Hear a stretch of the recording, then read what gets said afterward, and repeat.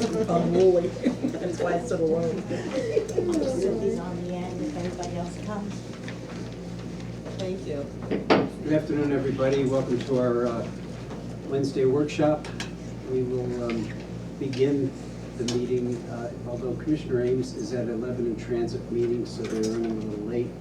But because of people's schedules, we'll try to stay on our schedule. And would you like to just introduce your team, and then we can go from there? Certainly. Good afternoon. My name is Kristen Wolf. I am the Chesapeake Bay Program Coordinator at Pennsylvania Department of Environmental Protection. With me today is Jordan Baker from the Susquehanna River Basin Commission. He's heading up our WIP coordination on the technical side of the house, so I thought it'd be good to have him here as well. We'll be tag teaming today. I'd like to thank you for inviting us, and Katie, thank you for the invitation as well. I think it's a great opportunity to talk to you all about the WIP and the process so far, where we are.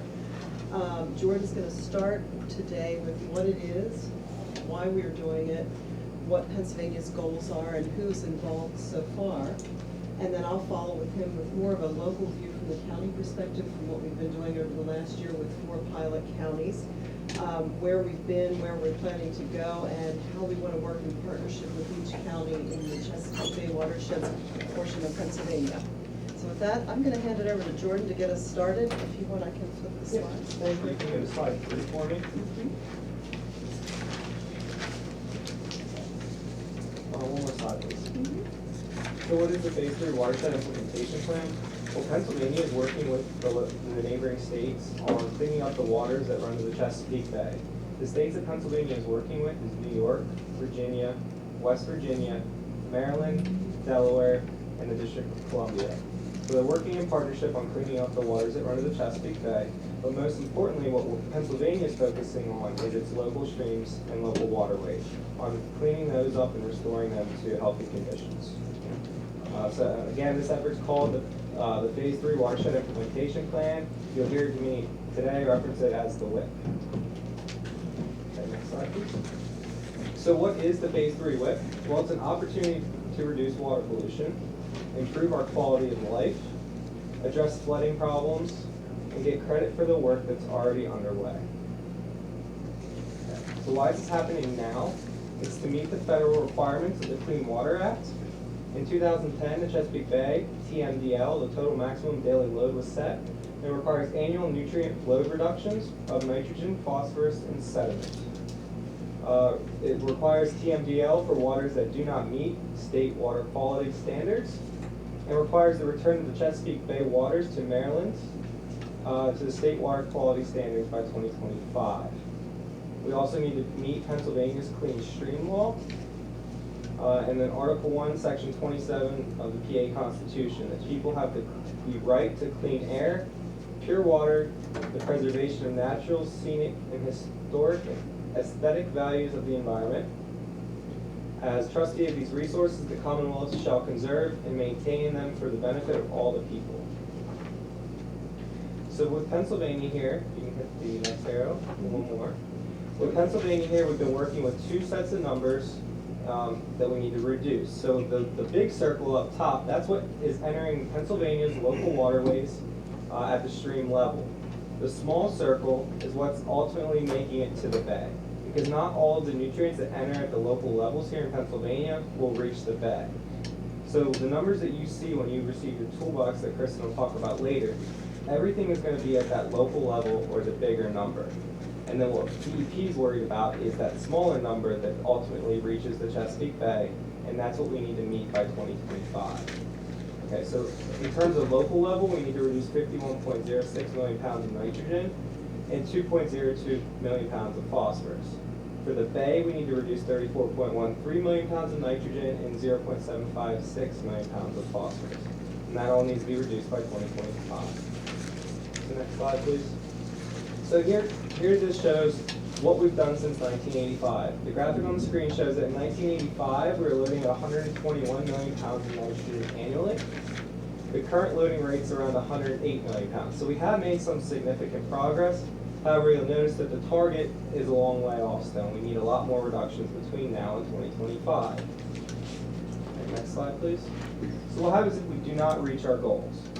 Well, Pennsylvania, if the waters do not meet fishable or swimmable conditions, this violates federal and state law. If local communities don't clean up the pollution, the EPA may subject more livestock operations in municipalities to federal regulations. What this means is currently only CAFOs and CAOs are regulated in the state of Pennsylvania. What this means is they can make all farming operations to the same standard as CAFO or CAO farms. They can require additional point sources, such as the wastewater and industrial facilities. We've already seen the amount of progress that the wastewater facilities and industrial facilities have made over time, and they can make those go below the current standards, which would be really expensive for Pennsylvania. They can impose new water quality standards stream by stream in Pennsylvania, requiring a new TMDL for every stream in Pennsylvania, or they could redirect or withhold EPA funding, which they are currently already doing. So during the WIP process and coming up with everything outlined in the WIP, there's a lot of people involved. We've had over 1,100 people in total involved in coming up with all of the documents. The main head of all this is going to be the steering committee, which composes of the 3 secretaries from DEP, DCNR, and public or the agriculture, as well as executive directors from SRBC and ICPRB, State Conservation Commission, Penvest, Chesapeake Bay Commission, and then all of our WIP work group co-chairs. We've had 7 work groups, and the work groups consist of ag, stormwater, forestry, wastewater, local area goals, funding, and communications and local engagement. We've also had 43 county governments involved in the process. Those are the 43 Bay counties, as well as many other stakeholders and local outreach events that have been conducted over the last several months. Next slide, please. So in the WIP, there are 5 main themes that the WIP will focus on. The first is going to be the communication. Second is the funding and resources needed to implement the WIP. Third is enhancing technical capacity. Fourth will be tracking and reporting. And then the fifth component is compliance. Next slide. So in the WIP, there are 10 main sections. The WIP's a very large document, as well as all the supporting documents, but there's 4 main points to focus on in the WIP. Section 2 will be the state actions, the programmatic and numeric commitments. I will talk a little bit more in depth about those today. Section 3 is the countywide actions. Kristen will speak on behalf of the countywide actions and what is to be expected with the local planning process. The Section 5 is the existing and needed resources. We know there's going to be a large funding gap as well as a resource gap, and Section 5 goes over how we plan to address that. And then Section 6, here in Lebanon County, you have the Fort Indian Town gap. So Section 6 may come into play here with the federal facilities and the federal role on how they plan to clean up their local lands and local waterways. Okay. So then Section 2 here. Section 2 consists of existing reduction efforts, numeric commitments by each sector, programmatic and narrative commitments, merging state initiatives with countywide action plans, underreported practices for tracking and verification of underreported BMPs or best management practices, and programs not currently credited in the model. These are going to be DEP programs or federal programs not currently credited. So next slide, please. So the agriculture work group came up with 7 priority initiatives to help get at the nutrient load reductions that we need by 2025. The first of the 7 priority initiatives is ag compliance. The second one's going to be soil health, expanded nutrient management, manure storage facilities, precision feeding, integrated systems for elimination of excess manure, and then forested and grass riparian buffers. In the WIP itself, there's going to be more explanation as to the best management practices that fall under each of these 7 priority initiatives. And there's a long list of practices that will fall under that category. Next, we have the forestry priority initiatives. This work group identified 5 priority initiatives. First is the riparian forested buffers, which overlaps with the ag buffers described by the ag work group. Next, we have tree canopy, woods and pollinator habitat, forest farm and natural areas conservation, and then stream and wetland restoration. Again, more information will be found in the WIP itself. Next, we have stormwater. Stormwater also identified 5 priority initiatives. First, we have implementation of PRPs for MS4 communities. new riparian forest buffers, control measures for illicit discharges, industrial stormwater, and then post-construction stormwater management program. So in total, these are where how much each of the priority initiatives reduced in the WIP, and then the total cost. So the big thing at the bottom here is the total reductions at the state level. Pennsylvania's achieved 33 million, 239 pounds. So when I talked about the small circle and the big circle earlier, this reduction gets at the big circle. And then it achieved 2.1 million pounds of phosphorus at a cost of $459 million annually. So we know that there's a funding gap, and currently in 2018, we're spending about $216 million on best management practices across the state of Pennsylvania to help clean up the bay. The existing staff resources is about $13 million annually for a total of $229 million spent annually. What that leaves is a gap. Currently, what we're proposing in the WIP is a $459 million annual spending, $26 million of additional resources and technical support for a total of $485 million. That leaves a gap of $256 million annually. In the WIP itself, it's proposing various spending options to close that gap. And last are going to be the integrated documents that support the WIP. So within the WIP itself is all of the different sections, and then there's supporting documents that go along with this. This will be the county action planning guide and county toolboxes that Kristen will speak about a little bit more and a little bit more. The countywide action plans for Lancaster, York, Adams, and Franklin. The federal facility action plans for the DoD, the Department of Defense. Milestone and progress reporting template. The draft BMP verification plan, as well as the full county and work group recommendations. So with that, I'll let Kristen talk more about the countywide process. So I'd like to share a little bit more with you about the county planning process. As Jordan alluded to, we've had a pilot process in place with 4 counties over the last year to work through this to see how we do this best. They were Adams, Franklin, Lancaster, and York. In 2017, Pennsylvania formed a WIP steering committee, and that committee created a local area goals work group to help define local planning in Pennsylvania and work with partners to develop a local process for planning and practice implementation. That local area goals work group was co-chaired by Lisa Schaefer from the County Commissioners Association, Davitt Woodwell of the Pennsylvania Environment Council, and Steve Tagline from Pennsylvania DEP.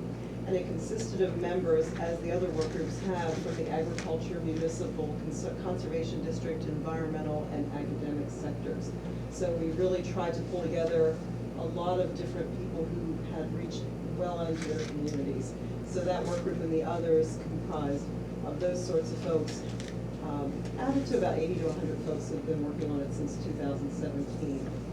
So the local area goals work group looked at the pros and cons of different scales and options for defining what a local planning goal should be.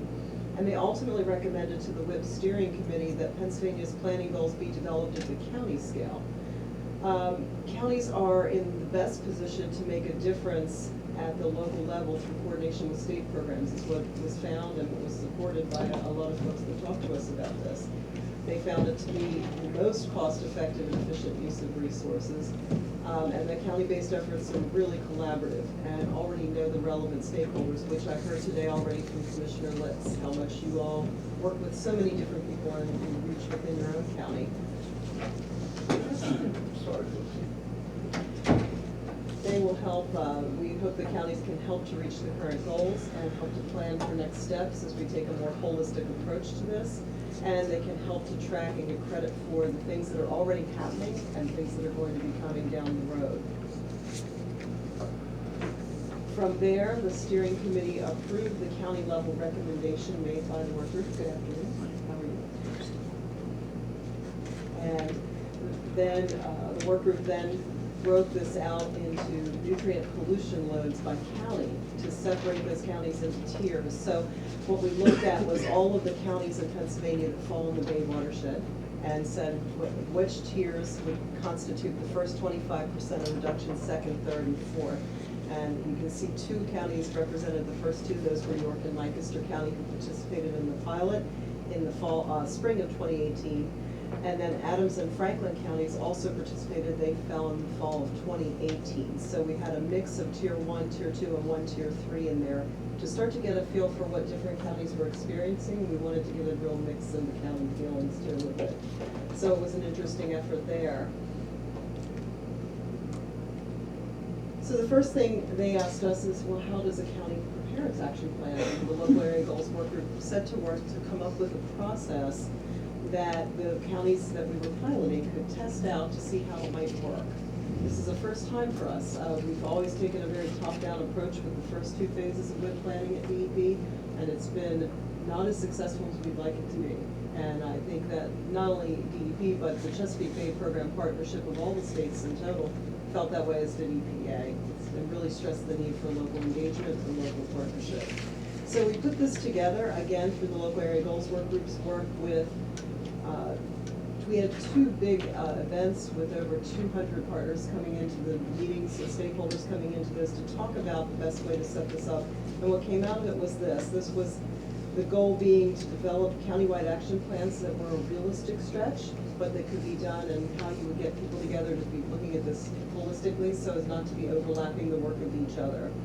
So we brought everyone together. They identified the existing things. What you want to do, they said, is start with a county team. Build a countywide action team with members of folks who are interested in this process. Have that team work together and in small groups to identify water quality and other goals that they would have that are important to their local waters and their communities. Identify the local resources needed to do that, both funding and people and beyond. Select those things, put those into a plan, and then start to report those actions as needed to be done through DEP that will be reported then to EPA as part of the state WIP. And then going into this spring, those 4 counties are beginning the implementation phase. So the counties will begin implementing those actions and continue to report those actions.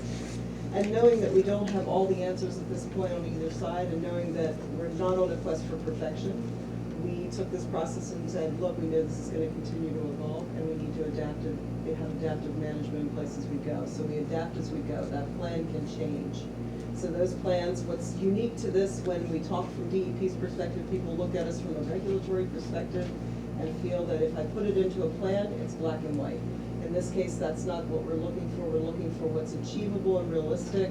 And as we bring resources to the table, and the counties can bring more resources to the table. So there's been a lot of collective back and forth discussion about that.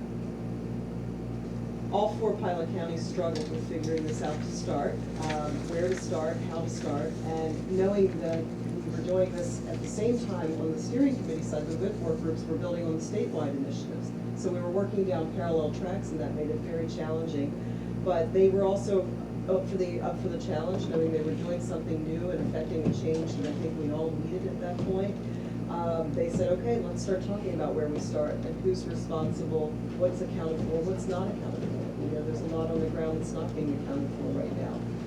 It became clear very quickly, though, that counties will need funding, resources, and flexibility in programs in order to accomplish these goals that they laid out in their plans. I think the plans themselves really reflected this clearly. For the first time, counties were able to put numbers and about how much money, how many people they'd need to make these changes so they could accomplish them. We took a lot of that if-then. If we get this kind of funding or resources, then we can accomplish this, knowing that we all need to come to the table and work on this. So although the state is ultimately responsible under EPA's regulations to meet the TMDM requirements, county partners really are the essential key partners in this effort to reach these goals. And all of the pilot counties have agreed that they prefer to try to do this in a voluntary manner with existing regulation rather than get to the point that Jordan alluded to earlier where we're adding more regulation to things. We prefer EPA not come in and do that.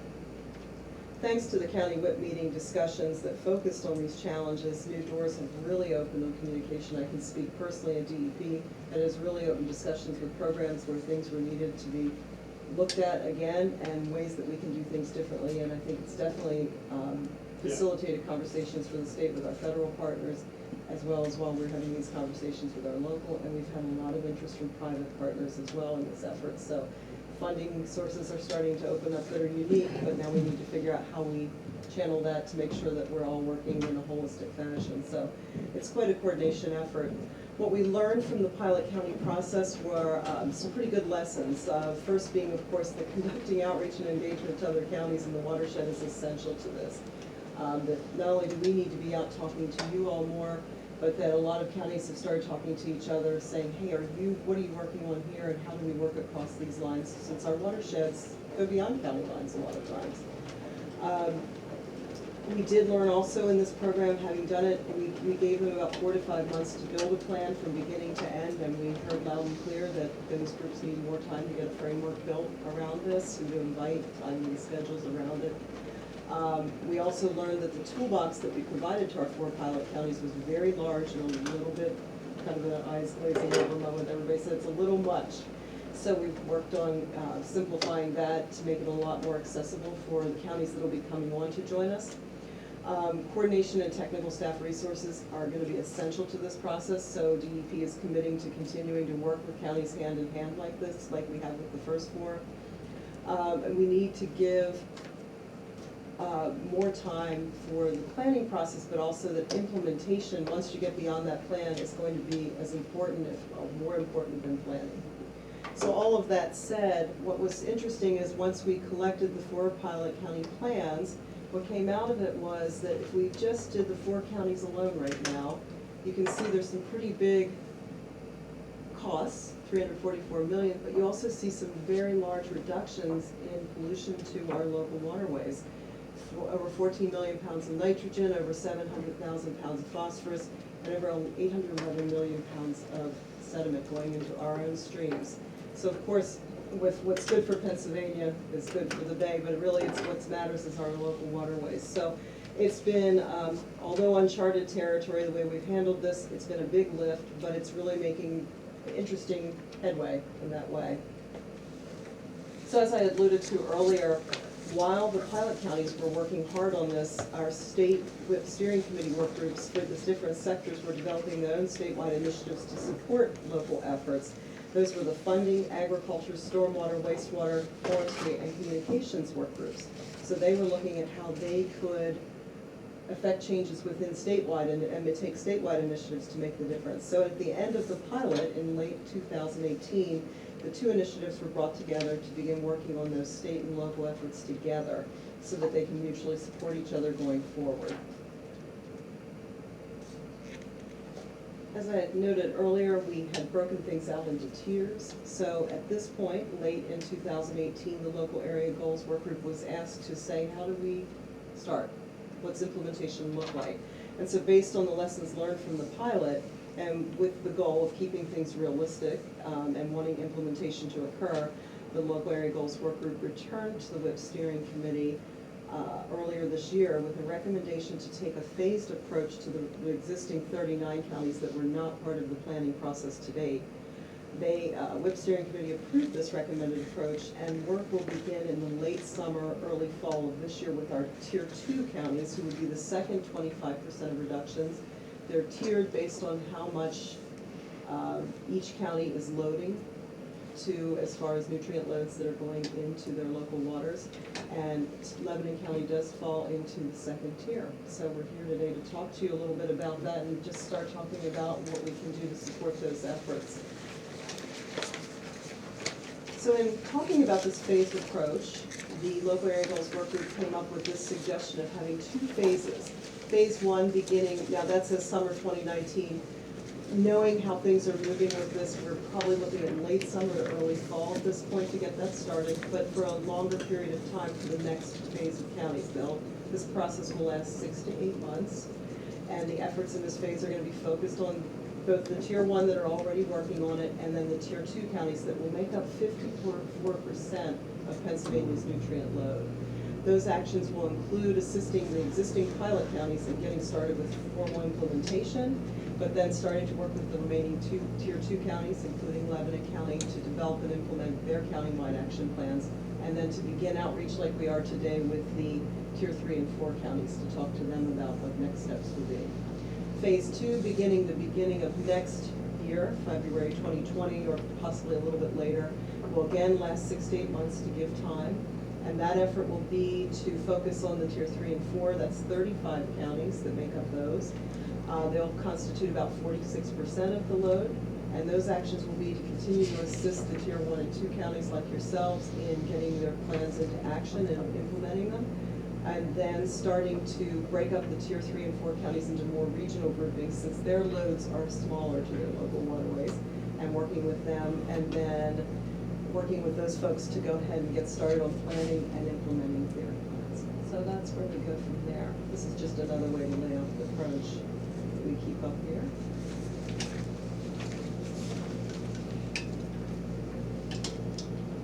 So in response to the lessons that we learned from the pilot county, some of the benefits that we've heard and think will be of a phased approach would be that we'll have all the plans in place in 18 months, which starts to build toward Pennsylvania's WIP and bringing reasonable assurance to EPA and our partners that Pennsylvania can meet its goals that need to be met, that you heard from Jordan about earlier. So that gets things in place in 18 months, and it also gives counties more time in that time frame to plan. 6 to 8 months seem to be much more reasonable to our pilot partners than the 4 to 5 that they worked under. Implementation begins sooner in counties with higher nutrient loads and works down from there. It gives more time to scale up funding and resources, more time for coalition building, which is going to be an important key component of this, and coordination of all of that effort for the counties and for the state. And it recognizes that there's going to be unique variations in the nutrient loads for each county. Everybody looks a little different. There's not a one-size-fits-all approach by any means, and everybody's counties run differently and looked at differently. So as a county moves forward with doing that, they will not be doing it on their own. The goal is to work together to develop an action plan, as I said before, that's realistic and can be implemented. From the state end, we're going to be providing resources that, in the form of a DEP support team and technical coordination, and are seeking funding for Tier 1 and Tier 2 counties, at least up front, to each get their own county-based external coordinator. So in other words, we would take Chesapeake Bay funding that comes in through our Chesapeake Bay office at DEP and contract, then put that out in the form of a grant to each of the Tier 1 and 2 counties to hire someone on a contract basis to begin doing that coordination work for all the efforts going on in that county and help to get that plan out and running and implemented. So that can, what we've heard is that could run the gamut of just coordinating if there's permitting issues, to be talking to the regional office folks at DEP, to grants management, to putting all the pieces together to make sure people are at the same right table, just all the efforts that come with coordination. And while they're doing that, the counties would then be able to convene their action team members, identify water quality and other goals, identify local resources, select and report the actions they want to work on with their plan, and then begin implementation. A couple things that I talked about earlier that we've put together that were really key in this, that we've heard from the pilot counties were very useful, were a community clean water planning guide, which is a standardized introduction to the Phase 3 planning process in simple words, which I think was important. We heard we do a lot of technical speak, so we tried to bring that down to a much more common level that we all can understand, which makes a lot more sense to me, being not a technical person, so I appreciate that. A clearly defined framework for the process with directions on how to go forward, timelines and expectations, and real-world examples now and there from the pilot counties. That said, also a community clean water technical toolbox would go that's specific to each county.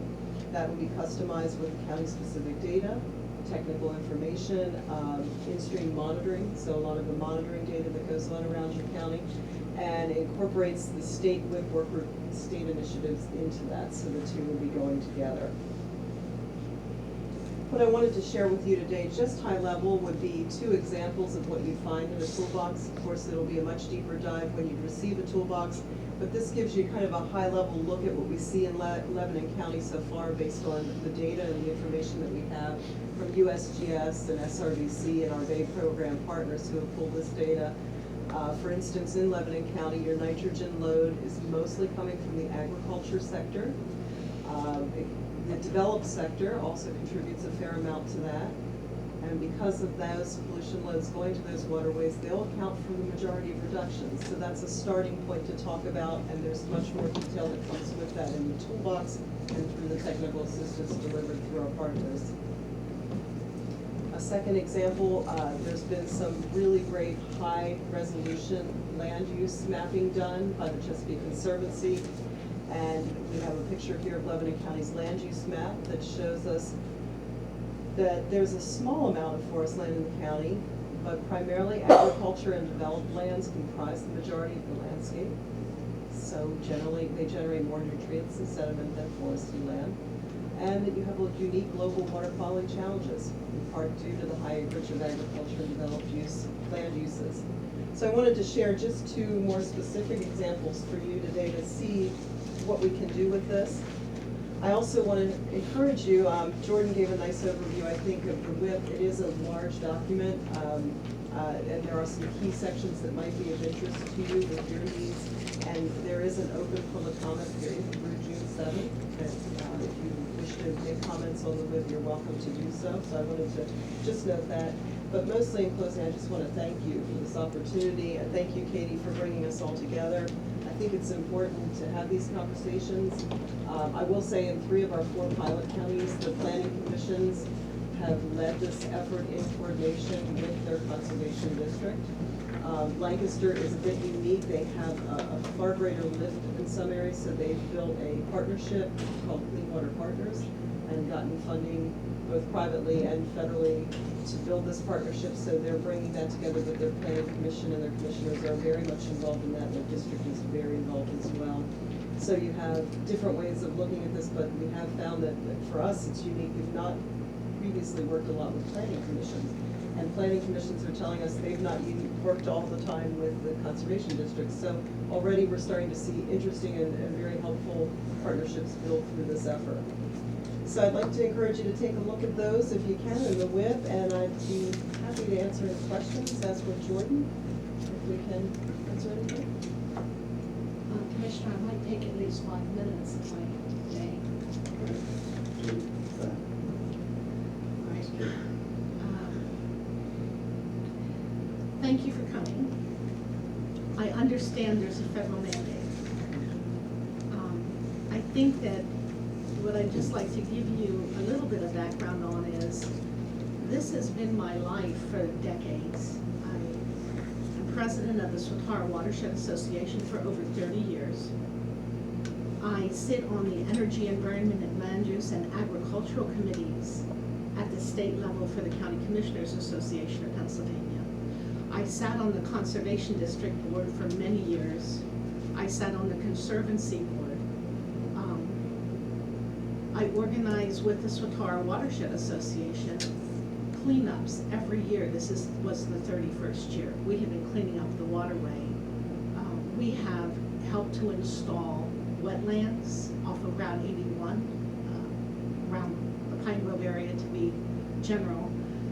We have worked with farmers to install best management practices in the Little Swatara watershed. I just give you that background to let you know what I'm going to say next is not anything to be critical, but to say, I heard you say you want to avoid and eliminate duplication. This is an unfunded mandate, and now it's becoming a county unfunded mandate. But to that end, everyone in this room, maybe not these people, but the entities, came together, and we already had a Swatara watershed plan. We worked together as a community to put this together.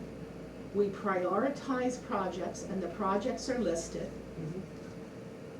The majority will still apply.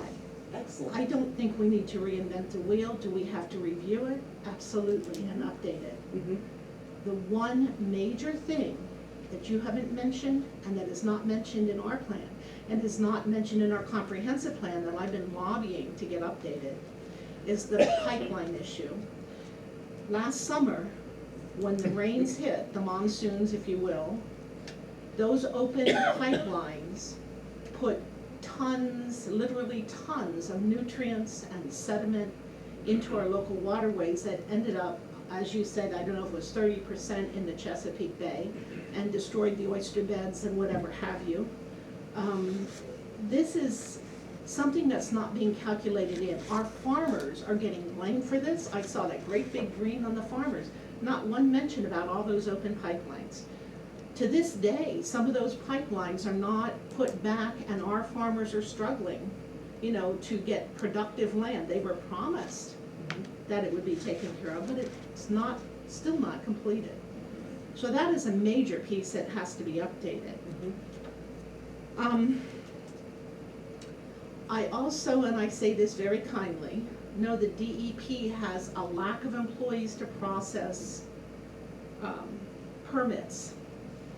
And we have a local business, our largest employer, who is serving the agriculture industry, has over 100 farmers and under contract, has assumed, inherited a water processing plant that is not functioning properly, but have completed 3 things: a plan and regrading and adding stone to keep sediment from going into the water along the banks. And they have designed a new wastewater treatment plant, which will be 3 million gallons a day that they can process. They have run a pipeline, I think it's 3 miles, along Elizabeth Run to the Little Swatara Creek. This is a TMDL stream that has been impaired. Like I said, it's already in our plan. They're working on cleaning this up. I think that they should have more cooperation, faster action when they call to get on board with DEP. We have so much. Right there, we could probably meet a good portion of this if we could get this working. We also have a group with the Audubon Society who is coming to our next watershed meeting, and we're going to be working with them because on our board at the watershed, we have the United States Geological Survey, we have a rep from the Conservation District, we have a township supervisor, a county commissioner, we have people who were in the environmental, that was their job. They taught at universities, they have biological degrees, they have science, retired science teachers, you name it. There's just a real wealth of talent there. Great advisors, like you. I'm not the technical person, they are, but I get to work with these great people, and we've done great things over the year, and we continue to do that. I know our staff is already overworked, and to add more, I want to make this process as easy on them as possible. When it comes to the SRBC, the Swatara Watershed Association also purchased a property with a DCNR and Fish and Boat grant, and we just paid off the mortgage this past year. And we opened our banks. We have 3,365 feet of fishable banks. We opened 2 SRBC, and they came in and installed a water monitoring program right at our site this past year. So we're cooperating with that. We have done so much, and we continue to do so much, and we created the Swatara Water Trail, and we get people out on that waterway, scouts, and we nurture Eagle Scouts, and they do lots of projects, and the list goes on and on. So I guess to wrap this up, I would like to see that you take a look at our watershed plan and tell us if that is indeed what you're looking for, and can we just update that, because we'll be way ahead of the game if we don't have to reinvent the wheel. I'm just sitting here saying, you're so far ahead of the game, you took the words right out of my mouth. Yes, and it's a We would paid welcome plan. We that. had professionals prepare this. Yes. It was $70,000 at the time. I do think DEP may have helped to fund it. And so it's, it's on the books. Yeah. It's already there. We had a very similar experience in York County with their coalition, which is very mature. Okay. Having developed a very, very rich plan and came into this with a similar kind of thing where we started with something. which is such a great experience. So I'm thrilled to hear, thank you for sharing all of that. It's amazing to hear how much you're doing here. And that's such a big step. You're right. There's some counties that have walked into this kind of saying, we don't know where to start. You're there. You've done that. You have a plan to walk into the first conversation on this with, which is going to be a key component in this. And it sounds also, as you said, we have the same issues as you do with staffing. To help supplement the staff, it sounds like you're going to really need that external coordination position, somebody that can help to take some of the burden off of this as they develop the ins and outs of this plan and translate your plan into what needs to be done for this TMDL plan. I think that that makes a lot of sense. So thanks for sharing that, and I do think, I will also take back the pipeline issue. One of the neat things about these plans that we've seen already is that the counties have been able to raise issues that otherwise they feel like have fallen on deaf ears through the plan. That becomes part of the conversation, that if you can't hear us on this, then we can't work with you. And it opens those doors more.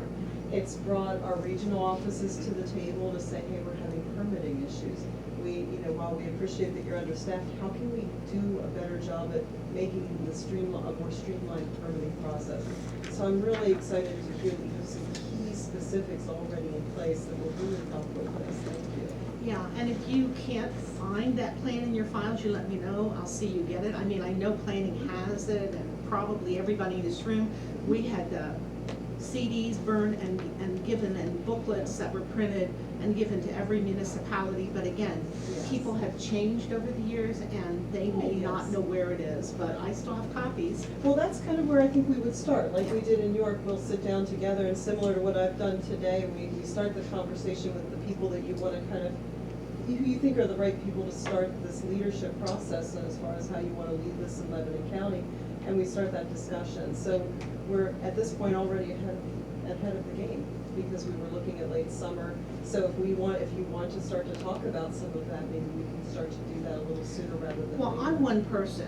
Mhm. These people, should have an opportunity to look for the plan, or ask for a copy and review it, and then they can also make their recommendations. I'm just one person. I just happen to live this clean Yes. water thing, and so that's just my observations. By all means, I'll defer to you all on how to lead that effort, and if that's, by all means, however you feel that's best.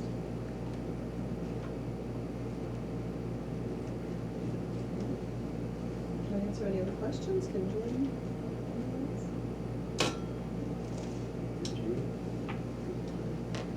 Can I add one more thing? Sure. When it comes to the permits, as a county, we're trying to keep waterways clear of debris so it doesn't end up in the dams behind the dam grass. We're also trying to make a safe passage. Public safety is involved. And we have a bridge that every time the water gets high, it clogs up. And every time they make us get a new permit, there has to be a way, because this bridge has some limitations. We can't get on it to lift the debris. We have to do it from the banks, and we can't reach far enough in.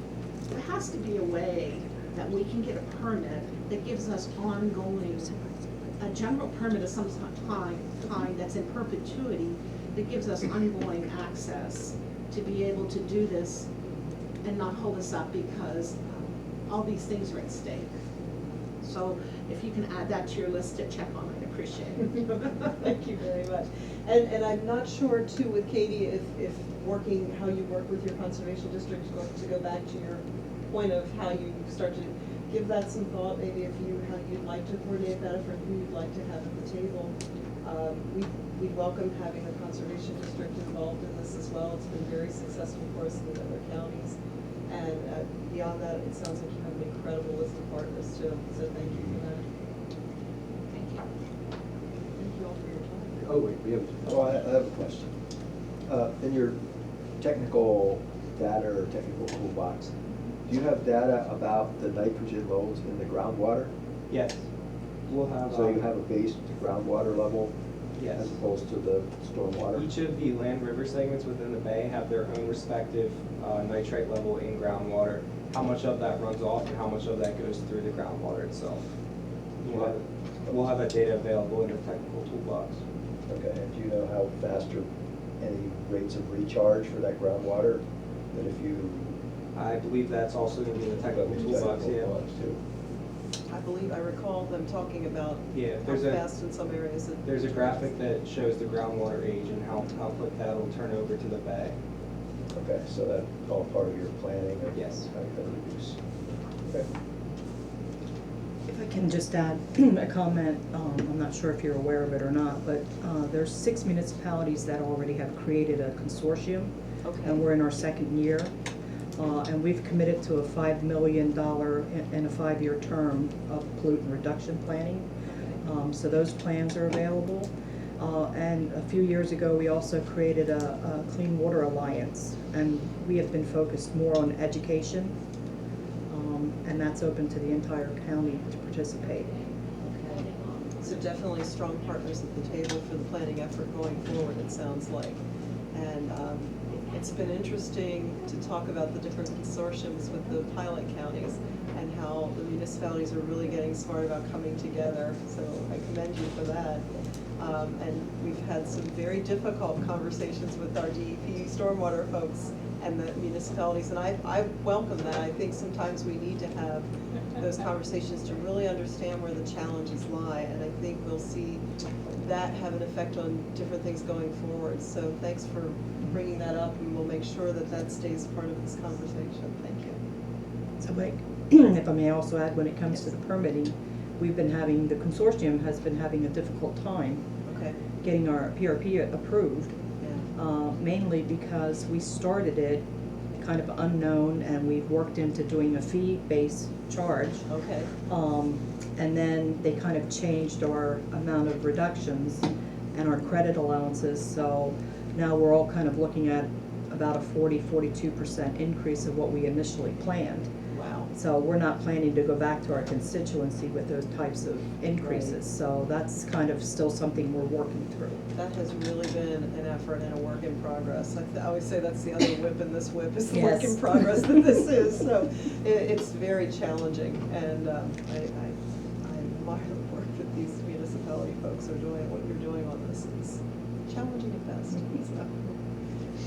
yeah. It should make for good conversation. It does.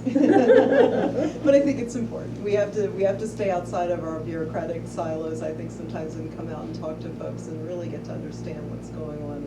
I think, the feedback I've gotten internally from our DEP folks after these meetings, sometimes it's like, oh my goodness, but other times it's really, this is helpful, and it's stimulating some pretty strong internal conversations around things like stormwater, PRPs.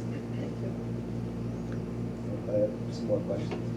I just want to talk a little bit more about your, the funding for the external coordinator.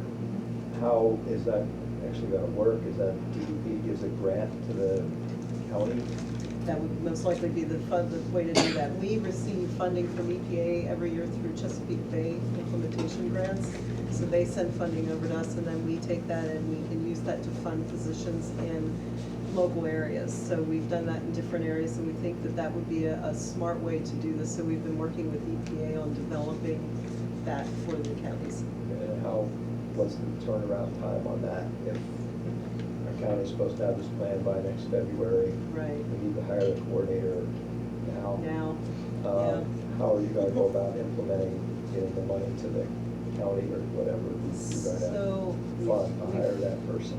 we've initiated the conversation with the EPA with the hope that we could have these in place by the end of summer, so that the money could start going out by then. We know the priority this takes and what's needed to get this done. It's such a huge coordination effort, just listening to all the things that Commissioner Litz was talking about. Having that one person that can kind of pull all those pieces together is gonna be really helpful, I think. I think you'll find Lebanon County does have quite a lot of the Clean Water Alliance, the SWAT group, the Quiddy group, the Conservation Yeah. County Plant. You have a lot of big groups already involved in these efforts, Yes. but you have agencies that are short-staffed, that are completely booked now. And that external coordinator is the key person. And the funding for that job, Mhm. as soon as that can happen, the better. That's what's going to be done. We had a really keen example of this in Lancaster County. They've been doing so much for so long, and they've realized this need for a coordinator, and they did hire someone with their own funding to come in and do that. She had previously worked for the Chesapeake Bay Foundation. She's now working full-time as just the coordinator of this effort. And they were really the ones who kind of led by example of how effective that can be. So that's her whole job. And so she's working with all these underfunded and understaffed groups to really bring all of this together. And she's housed, I think they house her through the Conservation District. The funds are, I think, coming through there, but she's a standalone kind of entity, and she reports to the whole partnership then. So it's been really effective. And that's something we've just never really done in government very well at the state, is that coordination role. Right, so the parameters for all that are being, in the process of being They are, developed. they're very much so. The time frame for doing it, the amount of money, all that. Yes. Still just, So the funds are already in place. Place, So right. that's the nice part, is that once we get that approval from EPA, we can pretty much start set it dispersing up, and set it up. yes. It'll be a by county effort probably, and The goal is to have that in place for the tier 1 and 2 counties. And then from there, see how, we'll probably See how take a it more works. regionalized approach for 3 and 4. Yeah, tiers 3 and 4. And the point, I mean, the logistics of this, the point of contact would be who are you making contact with when this happens? Like, who gets the information about, does it come to the commissioners, does it come to the conservation district, does it come to the planning department, who, so how will Right. that all kind of materialize, and how will that be communicated to the counties? That's the question that we ask the counties to answer. We don't want to take a prescriptive approach as to how they do it. So each county has done it a little differently. But as I was noting earlier, 3 of the 4 counties have coordinated it through their planning commission. Their directors have taken the lead, but doing it in close coordination with their conservation district. Through Lancaster County, they've done it through this Clean Water Partners. They've actually formed a group that has a steering committee. So they do it that way. So it's really up to the counties how they want to do that. One thing we heard loud and clear is that the top-down approach didn't work. So we don't want to prescribe how it should be done. We can only show, by example, what we've done so far and what other counties have done. So that information at some point would be handed down through however the contact would be that you all decide would be the best way to approach it from your county's perspective. another question. Sure. When will the toolboxes be available? And who does it, who do you make that available to? Yeah, the toolbox will become available once the county planning process begins, so probably sometime at the late summer, early fall time period. You'll be given the county planning guide as well as a toolbox during those times, and we will make those available to everyone that is part of the coalition and to share throughout your county. Okay, so they won't become available until the county already starts Yeah. the planning process? Yep, when the county starts, then they'll become available. Again, it takes you back to defining the who. Okay, so you can decide how you're gonna arrange it. Right, right, Yeah. right. that And then we person- work together. We were very much involved in these planning meetings, so we've spent a lot of time in the counties, which is kind of nice to get out of the office and actually work with people at the local level. So we've been involved in a lot of that, and we'll continue to want to support that effort from our end so that we have ears that we can bring back to our folks as well. Do you have the other 4 plans available somewhere that you can kind of take a look at just to see what they're including or not including, or? That's a great question, and we sure do. I should probably note that in my presentations when I talk to counties. Yes, there is on the DEP Steering Committee website, the plans are listed there. I can forward the, So it's like here. well, yeah, that's true, this website right here will get you there. And if you'd like it as a link, I can forward that. Should I forward it to Katie? Katie's been my contact to me, and she can get it out to the group. And that way you have a better way of seeing everything and how they've done it, and I would highly recommend that. No need to recreate wheels that are already out there, just like with your own plan. Let's work at what we can build on what you have. Anyone else? Thank you. George? Thank you all.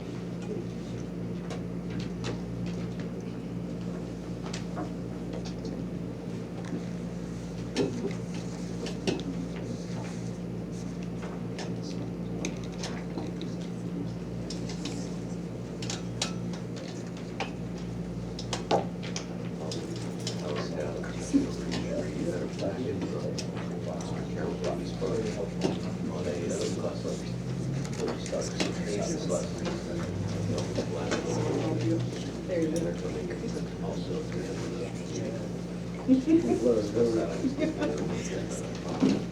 things like things.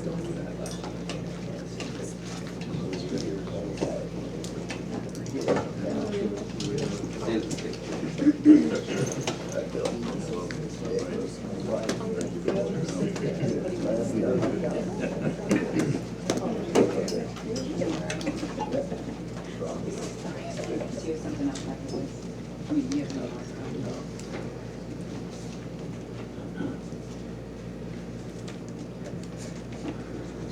Sure. Is that it? I think that's it. All right.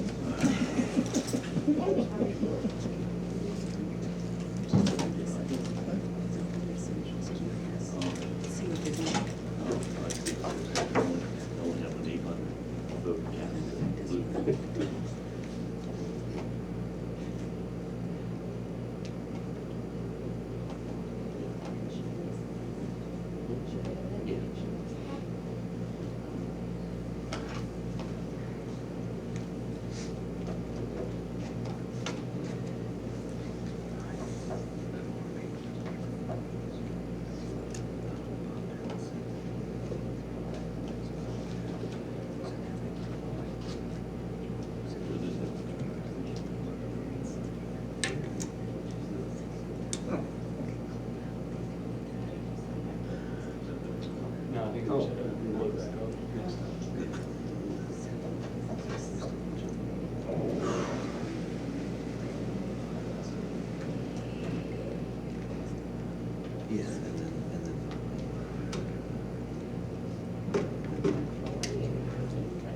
Pretty good, how are you?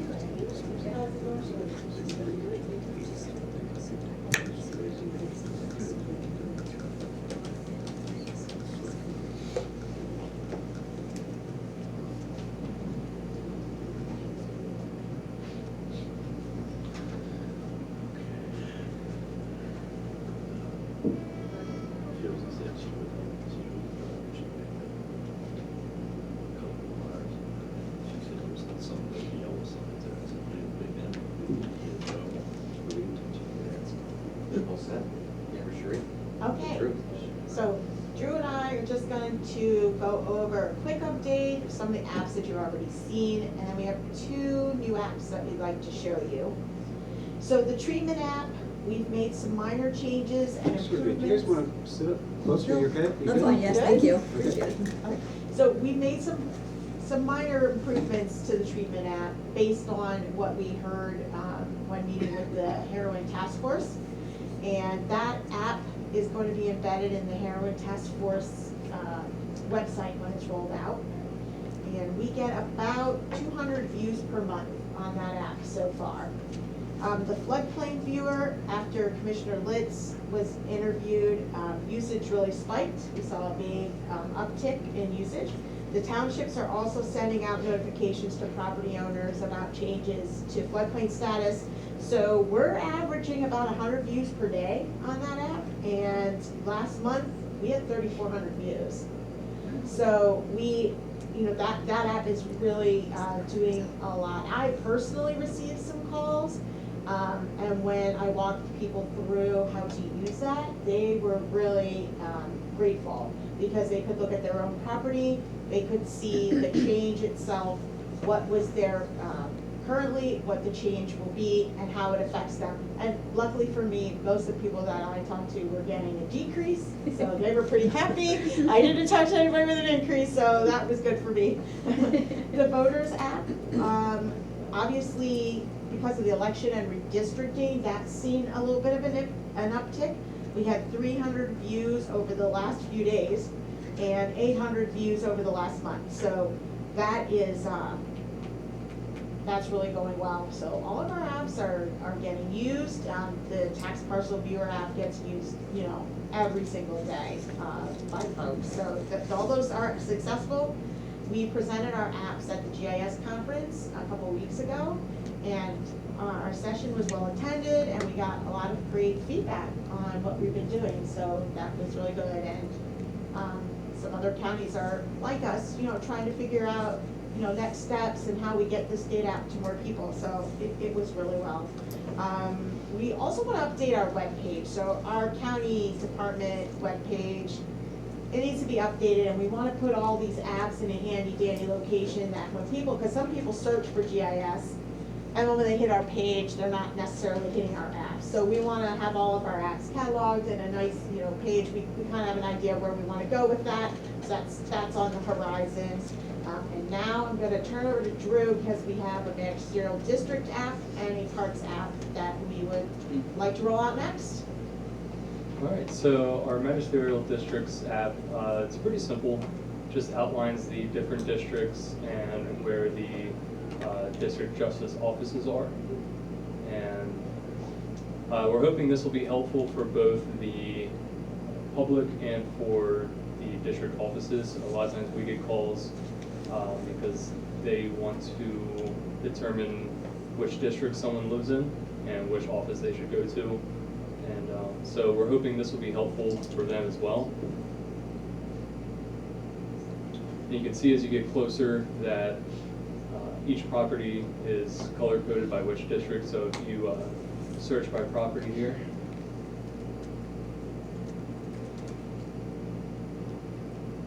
should be the municipal building.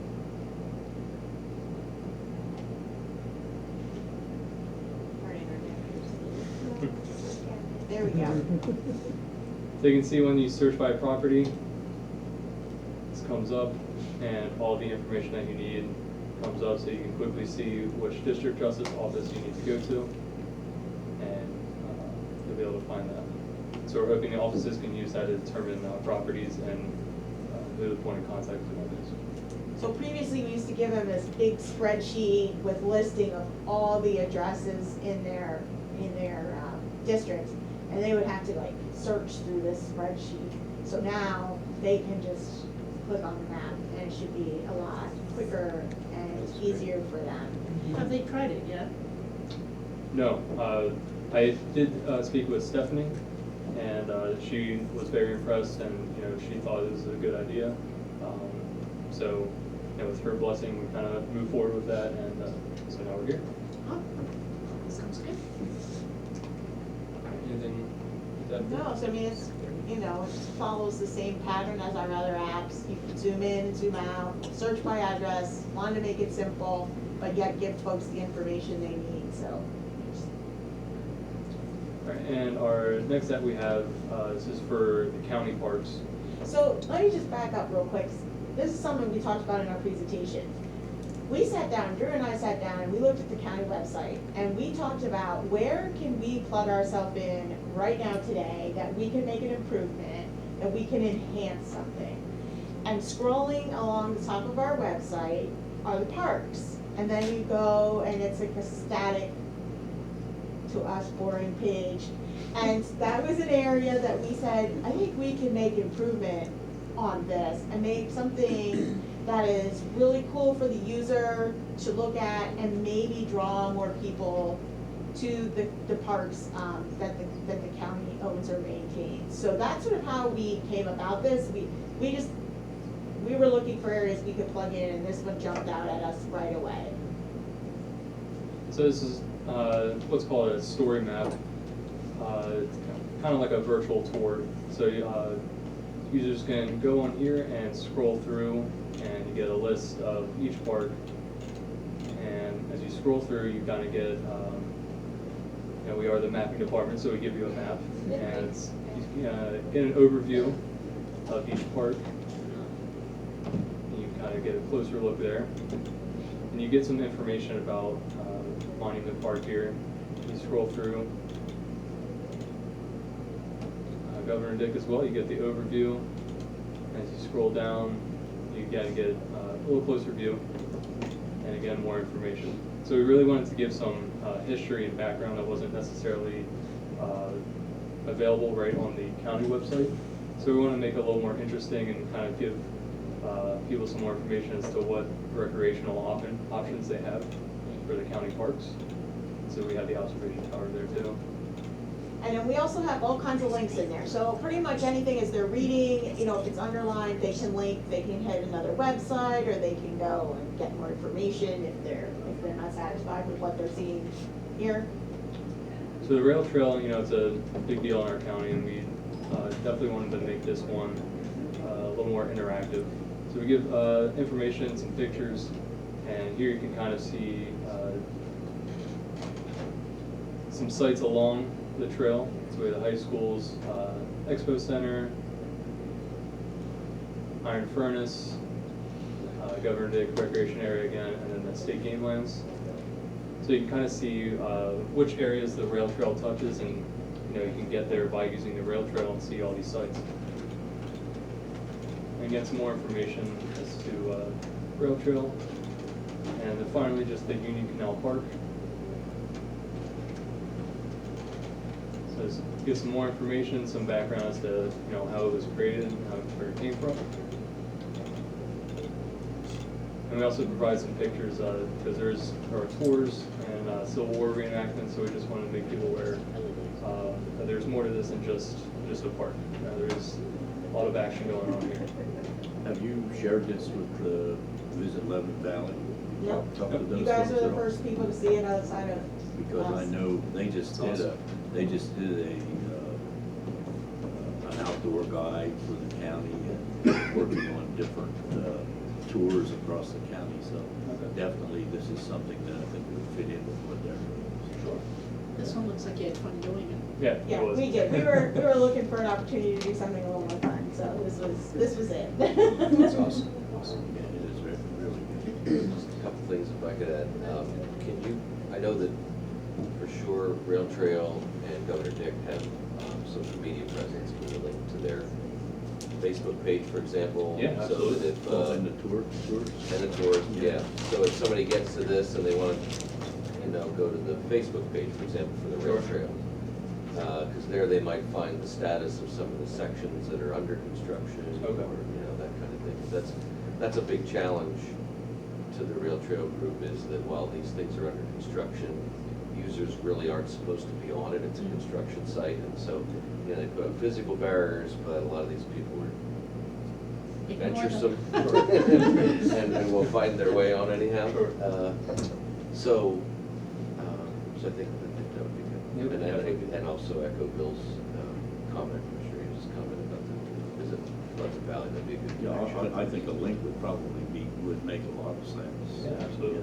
And if they could incorporate this into their own program. Right. Yeah, we can supply a link or the information to embed it, much similar to what we did with the heroin task force. They're gonna take it, put it on their own website so that that resource can get used and seen by more people.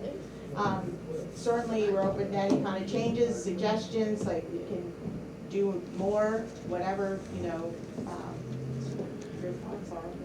If I may, along Commissioner Ames's comments, as we go north, the water trail and rail trail are parallel. And we have maps of the water trail and things of that nature. I know you have a layer of that. So they could possibly be incorporated because we have access points, public access points every 5 to 7 miles, things like that. Okay. It goes to tourism and also access for the community. Sure. So, just a suggestion. And there They are also links- have a libations trail you might want to include. Okay.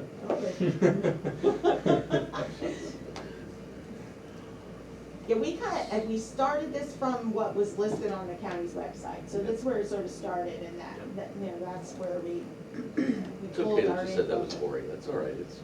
It was a start, you know? Well, and, you know, we This is don't, what you guys do. We welcome that. Yeah. I mean, that- we don't that quote kind of unquote have a initiative is great. recreation It's great. department, so, you know, we thought this might be something that sort of, with lack of that, would draw people and, you know, our rail trail is, I mean, we could do something on that just alone, I mean, that's amazing, and I know that draws a lot of visitors. But we wanted to, you know, Monument Park's cool, so is Union Canal Days was just there, so, yeah, we wanted to, something like I may have drifted on, when does this app go live? whenever you want it to. I was just gonna mention that, so without any objection, you guys are ready to put it out there, right? Correct. So- We just have to let IT They know, just and want then you to be the they'll, first to see it. they'll link it. Personally, I'd say go for it, just keep adding to it and make it grow, tell people to stop back and see what's new. Sure. Definitely. Yeah. Yeah, absolutely. Do you concur, Commissioner? Oh, absolutely. I'll make a phone call when I leave here. Good. Okay. Spend a minute on the voter stuff? Yeah, yeah, Can we ask? You're going to provide us with links and, yeah, they'll be, Maybe we'll the put, voice they'll all put it day. on, what No, they've yeah. been doing is, oh, I'm sorry, go ahead.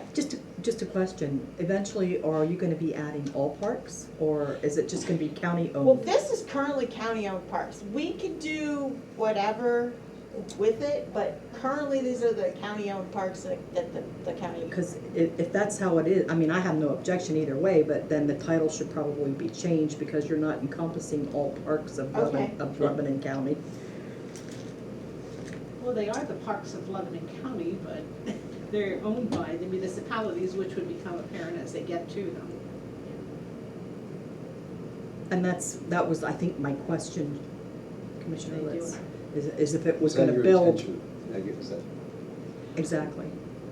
Well, on the county website, I think it is just the, County you wanna parks. show what we have now? Sure. Show what we have now. So, We're updating apparently. oh no. Perfect timing. Time is later. Oh, you're Later's kidding. now. Well, how much time do we, it's not telling. It's updating, is that what he said? Yeah, the laptop just went into update. No, I think it's a great concept and a great idea, especially if they eventually all, I mean, because we have some large, I mean, they have Lions Park is a huge park for them, we have Coleman's and Stavers and, you There's a lot of know. parks in the municipalities, Yeah. It might be something to grow into. Yeah, Right. yeah, I mean, we were at this point just trying Well, to yeah. showcase Yeah, for absolutely. the county, the recreational department, but we could certainly work on something for the Since whole they need county. fun things to do. Yeah, yeah, and I don't, yeah, we can certainly grow You into have to go out and into visit that. each park. There you go. There you go, take lots of pictures. We got good education on stuff we didn't know, Oh, so yeah, that was you can pretty see that. exciting. Yeah. Okay, we're at 30%. Yeah, so we're also making a lot of use out of the QR codes. So we're using the QR codes wherever possible, and I know the Heroin Task Force, they're going to be using that and handing things out. They have a big day in the fall, what is it called? Recovery Day? Recovery Day. Yeah, so they're gonna have it there that folks can get a hold of that, and they're really moving away from that paper pamphlet. And they're trying to move, direct people more to the treatment app and not have to deal with as much paper and pushing them towards, the app where at all possible. So they're pretty pleased with how it's been going so far and the success of it. I don't know if you want to talk a little bit before this thing comes up about the survey and the results that we saw. Yeah, so for the past couple elections, as you may be aware, we've had a survey going around that were available at every polling location. And people can pick these up and either go on the website or hit the QR code and take that survey. So this past election, we did it again, though we had a smaller turnout and fewer surveys, we still got a lot of responses. 80 plus. Yeah, and so we're leaving up the link for about a week because people are still responding, but, so we're hoping to keep getting more, but we've collected some data. Is that their experience and how much? Right, so, is, when they got to their polling location, was it easy to find where they vote? They could leave comments, so if they had issues, there wasn't enough parking, a certain line was too long. Yeah, we were trying to really get at wait times, their overall experience. The last survey, we asked a lot more questions, and we asked things like, is the parking adequate? Could you find the place once you got inside? We got a lot of really good comments. There's some people said there wasn't enough handicap parking where I vote, and those were things we could respond to rather easily. Or there was not enough signage to get you where you needed to go. Like I got inside of the church, but then I didn't know where to go once I got inside there. That type of thing, able to respond. We can't always respond to not enough donuts at the polling place. But that we did have that comment. Yeah. You'll be able to chart, I mean, the more elections you have, the surveys out there, you can chart, imagine some of the responses. So for example, we started this last year, was it? Yeah, last we started it in the primary, fall. maybe? Oh, in the fall. So now we split some precincts, and so we know what the wait times were before, and maybe a year later we can see what the wait times are, you know, once they were split, and see if we're making improvements there, because eventually we'd like to really redraw all of those to improve the balance. There was a real issue in South London there yesterday, because at Campbelltown, they have a full menu of food, and the church now, which is the second polling place, had nothing, and those people were unhappy. There was no food I heard there, about that. and they were going from that polling place over to the fire hall to buy their chicken corn soup. Yep, I heard about that. Question, if I may, is this available online for people to see the comments? Not the comments per se, but we did do the last time we did have a little story map that showed the results, the survey results, and we summarized it for everybody. So we did do that, and I'm sure Drew will do that again. Does that link also then go to the voter registration website? Yes, yeah, all of them are either on the main page or right to the voter registration page at this point. So we're almost there. You stalled well. Oh, goodness.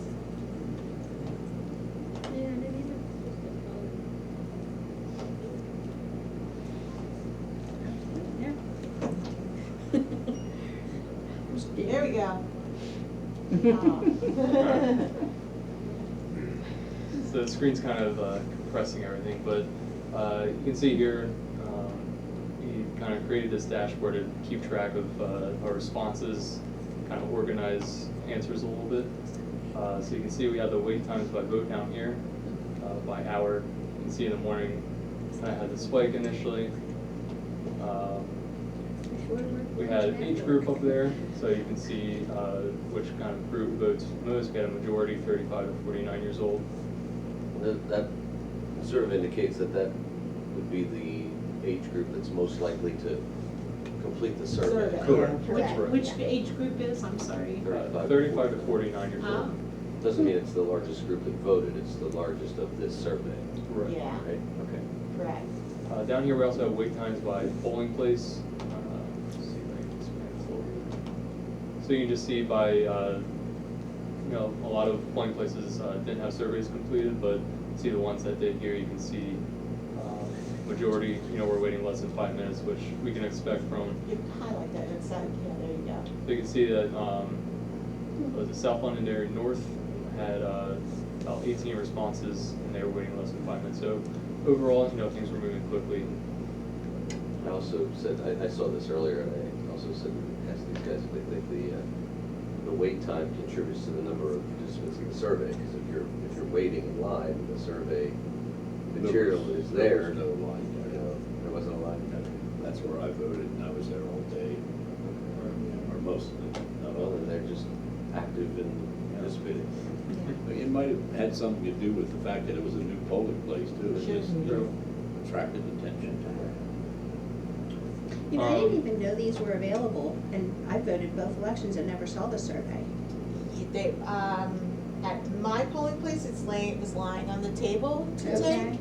Maybe I just didn't pay attention. I'm thinking a lot of people don't know what's out It's like a there. white paper with a QR code on it. Okay. Yeah, yeah. Now the Yeah. QR code changes with each survey, so Right, you yeah, that can't makes just, yeah, sense. but, Just thinking a lot of people probably don't even know that it exists. Right, Yeah. right. last election, we got 600 results. Oh, wow. We got 600, close to 700 surveys, I think. I think it's, yeah. It was a very nice return. That's obviously a smaller election, but Right. we're still pleased. It's good. Did you bring a copy of the QR code along that you can hand out, so they can share it with their We did not bring a QR constituents? code, but it is on the county I website. think if you stop over at voters, they'll have them, and you can still respond to it. Yes, there is a link on the county website, what am I Yeah. saying, yeah. Yeah, So you just go Okay. here, Oh, there you go. under quick Okay. links, click there, and This will take you right to the survey. take you right to the survey. Nice, we'll do that. You want to real quick go back, because you had an opinion question on Yeah. this one as well. Oh, right, okay. Yeah. So we're talking with Michael, trying to come up with questions for the survey, and he wanted to know who would be in favor of switching to electronic poll books. So we had that question there, and majority have no preference, but we also had a lot of people say yes, they would be in favor of switching. You poll workers. Yeah. They don't have all the information on those poll books either. Right. But So could- we work closely with Michael, we Mhm. talk about the questions, what, we should have on or not, and, that's how we kind of come up with it, working closely with Michael on those questions. Right. We don't just come up with them, we ask.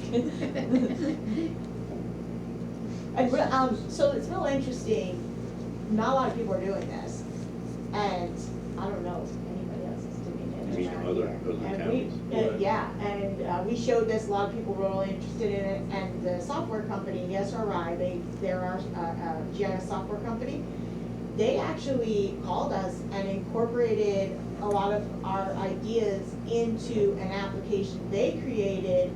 They package it up and deliver that out to the customers based on our survey. And they worked back and forth with us, and they wanted to, develop some things and wanted to ask some questions and offer some things back to us. So we have a nice dialogue with them on the survey. They hadn't seen a lot of people doing that. Keep thinking.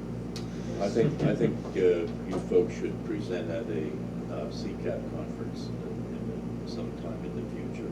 Sure. I think that would be We a have something ready to appropriate go. workshop. Be proud to have you go do that. Happy to go. See, your number crept up a few more since this morning. Yeah. Yeah. Yeah, like I said, we're still getting some replies, so it's good. And Lori's gonna do it when she gets back. Yeah. Yeah. I shared it on my Facebook, said, hey, could everybody Yeah. respond to the That's a great survey? idea. So, Yeah, that's a good idea. Yeah, because I'm thinking Just if I missed however it, you a lot can. of people probably missed it. Yeah. You're thinking, okay, there's no line, I can get in and get out, and you don't look at Right. anything else. And frankly, it depends on the place you go, if the poll worker is like, hey, there's a survey here, or if they're just Right. expecting you to see it yourself, so.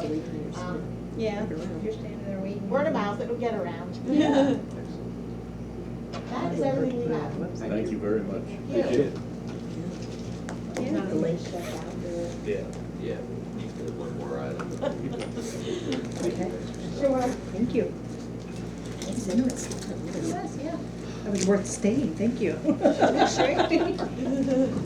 These are all usually very exciting, so anytime.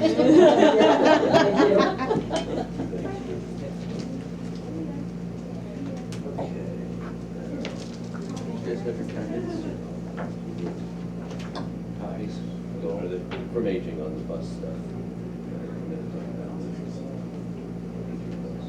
You just when did you, last week? Yeah, I think Thursday they came over. Hi, Carol.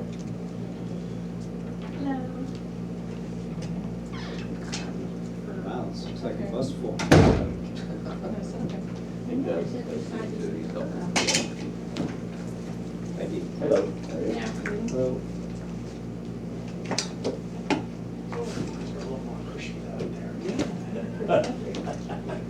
Those are the hours seats. What? Sit your hours seats. Yes.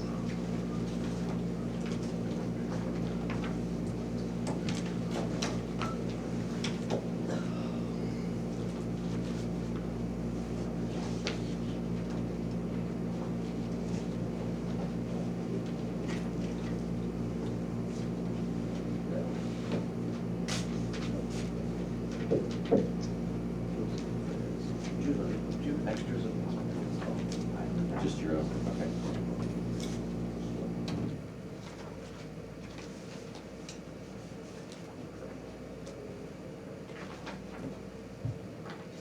You're in the light. Oh, are you gonna be showing something there? Just your head. Yeah.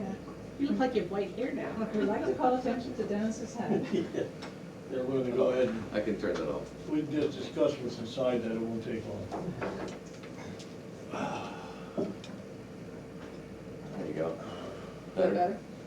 Okay, the good old perennial, the bus. Yes. So, and I think if everyone's ready, we can proceed. Okay. Carol? I'm Carol Davies from the Area Agency on Aging, and with me today is Ann Devine, our Deputy Administrator, and Dean Meese, our Director of Senior Center Services. And we're here today to talk to you about the Area Agency on Aging's bus. This is a topic I know we maybe talked about informally over the last year or so, and we wanted to come to you today because we're kind of ready to move forward, and we want to make sure that we're all on the same page before we would do that. For many years, the Area Agency on Aging had a bus, and there have been 2 different buses that we've had over the course of the years. And about a year ago, there was an accident with the bus and the driver that we had at the time, and that kind of brought to light some concerns that we had with the bus. And I know we've talked about some of them in the past and sent you information on them, but I just kind of wanted to give a brief recap of where we are to this point. The current bus we have is approximately 20 years old. We've had a lot of difficulty in finding a bus driver for the bus in the most recent years. And part of that we think is due to the fact that we're taking less trips than we did, so it's less hours for a driver than perhaps somebody would want. And, you know, in order to have a backup, you have to have at least 2 drivers who neither of whom are getting much hours driving the bus. As I mentioned, the number of trips are going down from what they used to be years ago. We would ask the participants on the bus trip to pay a donation, which we kind of called a fee, towards the cost of the transportation. And when we had our own bus, we could make that fee what we felt to be affordable. We were trying to cover the cost of the bus driver, the gas, fuel for the bus, and the ongoing repairs for the bus. But because we were trying to keep the fare low, and because we weren't really allowed to accumulate money, we weren't able to really make the fare enough so that it would put aside money to buy another bus in the future. So after looking at all of that and having some discussions at the centers with our advisory council, we determined that what we would like to try to do is contract with a charter bus company to make the trips on the bus, and then we would no longer need the bus that we have. So what we've been doing over the past several months, Dean has been working on preparing a proposal that we would send to charter bus companies, which would be a request for them to bid on a price for the bus for trips for us to go with the senior centers, because we know the senior centers at first, I think, thought we didn't want them to take trips, and that is not our intention. Trips are a popular activity, so we thought if we have a contract with a charter bus company, then when a trip is being planned, the center managers could just call up the bus company. They know what the rate is, they know who we're dealing with, and it makes matters a little bit easier for them. So that's kind of what we would like to do.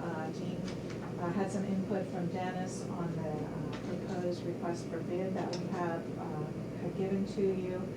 And so I guess we're really here for 2 purposes. Number one, to see if you're all right with us moving forward with that, issuing that RFP, request for bid, and then secondly, at what point do we decide what we need to do with the agency bus? I just have a couple questions. Sure. One is, my understanding, and this goes back a couple of months since we talked about this, but my recollection is that we're the only county with a bus. Yes, that was always, I think it was a point of pride for a number of years. We were the only area agency on aging in the state that had a bus. And so while that was, unique and kind of a selling point, we get to do this and other people in other counties don't, it's also maybe a detriment to the fact that, you know, we're not really in the bus business, so we're not experts at the qualifications that a driver should have, we're not experts at how the route should go. Obviously, we only have one bus, so we have no backup if something happens, you know, as you know, we didn't really have much of a way of backup of the driver. So, yeah, we were, and it was kind of like, it was a good thing and a bad I thing. think, you know, just from a safety of our, you know, the members of these groups, to me, it's a simple liability exposure that we shouldn't have. And, but I know there was a concern about the cost of trips going up for those. And I thought I recalled maybe, and this is maybe something to talk about, or maybe it's not even possible after some time has passed. You may have found out whether or not you can, if you sell the bus, can you use the proceeds as a fund to help subsidize till people can get acclimated to the new pricing, or, you know, to sort of ease it in if there is going to be a spike in the cost of trips, that kind of thing. That would be our intention. I think we would probably need to contact the Department of Aging and get their approval to do that, because we would be selling an asset that, even though I believe the bulk of it was purchased with donations, those are donations that came from aging programs, so we would have to get their okay to move forward, but it seems to me that would be a good option for what to do with those funds. Dean has done a little bit of looking into that, and it doesn't seem like the value of the bus is gonna be much more than $10,000, probably less. It's unofficial Yeah. quotes from different people at Bright Hills and drivers. I just don't like the whole thing with the drivers, that, you know, the licensing and all that. It just, it's too much of, since we're not experts in that area, I don't think that's something we should be involved in. It's been difficult, as Carl said, it's seasonal, part-time position, so it's, retention rate was always, we were spoiled. When I started, we had the old bus, the first bus, and then we had a driver that retired, he was ex-military, he took full ownership of the vehicle, he would even wash it himself. So, he was definitely old school, but we got spoiled with having. I will, go ahead. Yes, I have had a lot of feedback on this when it was first proposed. I had asked numerous times when this was going to come up for discussion. I was never given a date. I had no idea we were going to be talking about this today. I'm sorry, sir? So I was unaware to be prepared, but I do have a lot of data. And part of, I've had this for maybe a week, I don't know. Okay. Once again, we skipped. part of the things that I would like to see happen is to invite some of these seniors who would be utilizing this bus to come to this meeting and provide us with feedback. Because those are the people who had given me comment and feedback. They like their bus. In fact, that bus was called Pride of the Valley. They work to help pay for that bus with their $5. What is a bus costing today when they take a trip? How much are they going? How much has it increased? Well, there's a couple of things I want to say with respect to that. Under the previous system, when we had our own bus, I believe the lowest fare was $8 in the most recent pass. And that was for a fairly local trip, and I believe the highest was 18, am I right? Can you speak up? Is that 8 to 18? Yes, there were 3 different levels. I think it was 8, 8, 15, 12, and 8, something like that. Based on the mileage and time. Yes, Mileage. so for the trips that we were using our bus for, those were the ranges. And so it was more affordable, and Dean and Ann and I actually met with the senior center managers on Tuesday and had a discussion with them about this. And I will also say that we talked about it in our advisory council on more than one occasion. And initially, Those are people that use the bus. when this all first came about, there was a good discussion at that point, because I think a lot of people were thinking that perhaps we wanted to quit taking trips, and that was not the case. You know, we feel that it's a good and vibrant part of the programming at the senior centers, so we would like to be able to offer trips for those who want to take them. Yes, a charter bus is slightly more expensive. However, on the flip side, the charter bus fee includes things that we couldn't include. So for example, when I talked about the fee that we charged, we were only trying to cover the cost of the bus driver, the gas, and the maintenance of the bus. So by only covering those costs, we weren't able to put aside additional to be able to fund perhaps a replacement bus in the future. But how much is a current bus trip? It depends on the trip. What is the range? For the bus fare? It's up to 20 miles. We have No, three. no. You mean under a what's it charter? called? Oh, a charter, Do you I'm mean for sorry. the charter? Okay, it depends on the time, distance. What is What's the the range? range?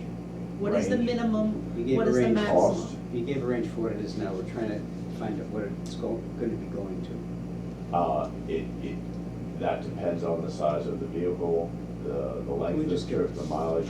ballpark. I've seen numbers per person, everything from 8 to 20. Okay. Again, it varies so much That's based good. on. I mean, that just, it's not 50.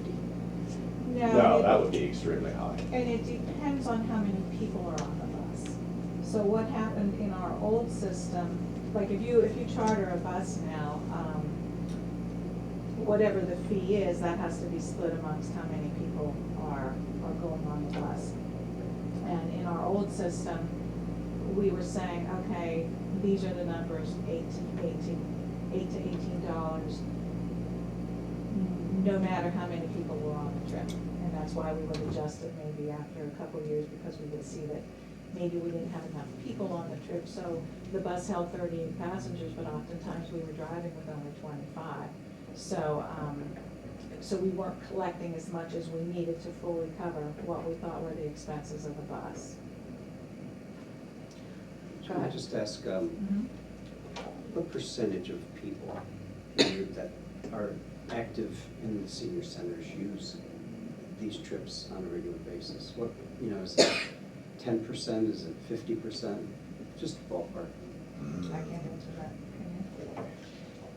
We can find that. Well, out. it seems, I'm only saying, because sometimes if a trip, you go to a smaller bus because you don't have enough people, but you have, a lot of activities and I just get the impression that with the cost of operating this way that you've been, Mhm. that a lot of the non-users are subsidizing, it's coming out of, that money's coming out of some fund to subsidize the ongoing use of our own bus.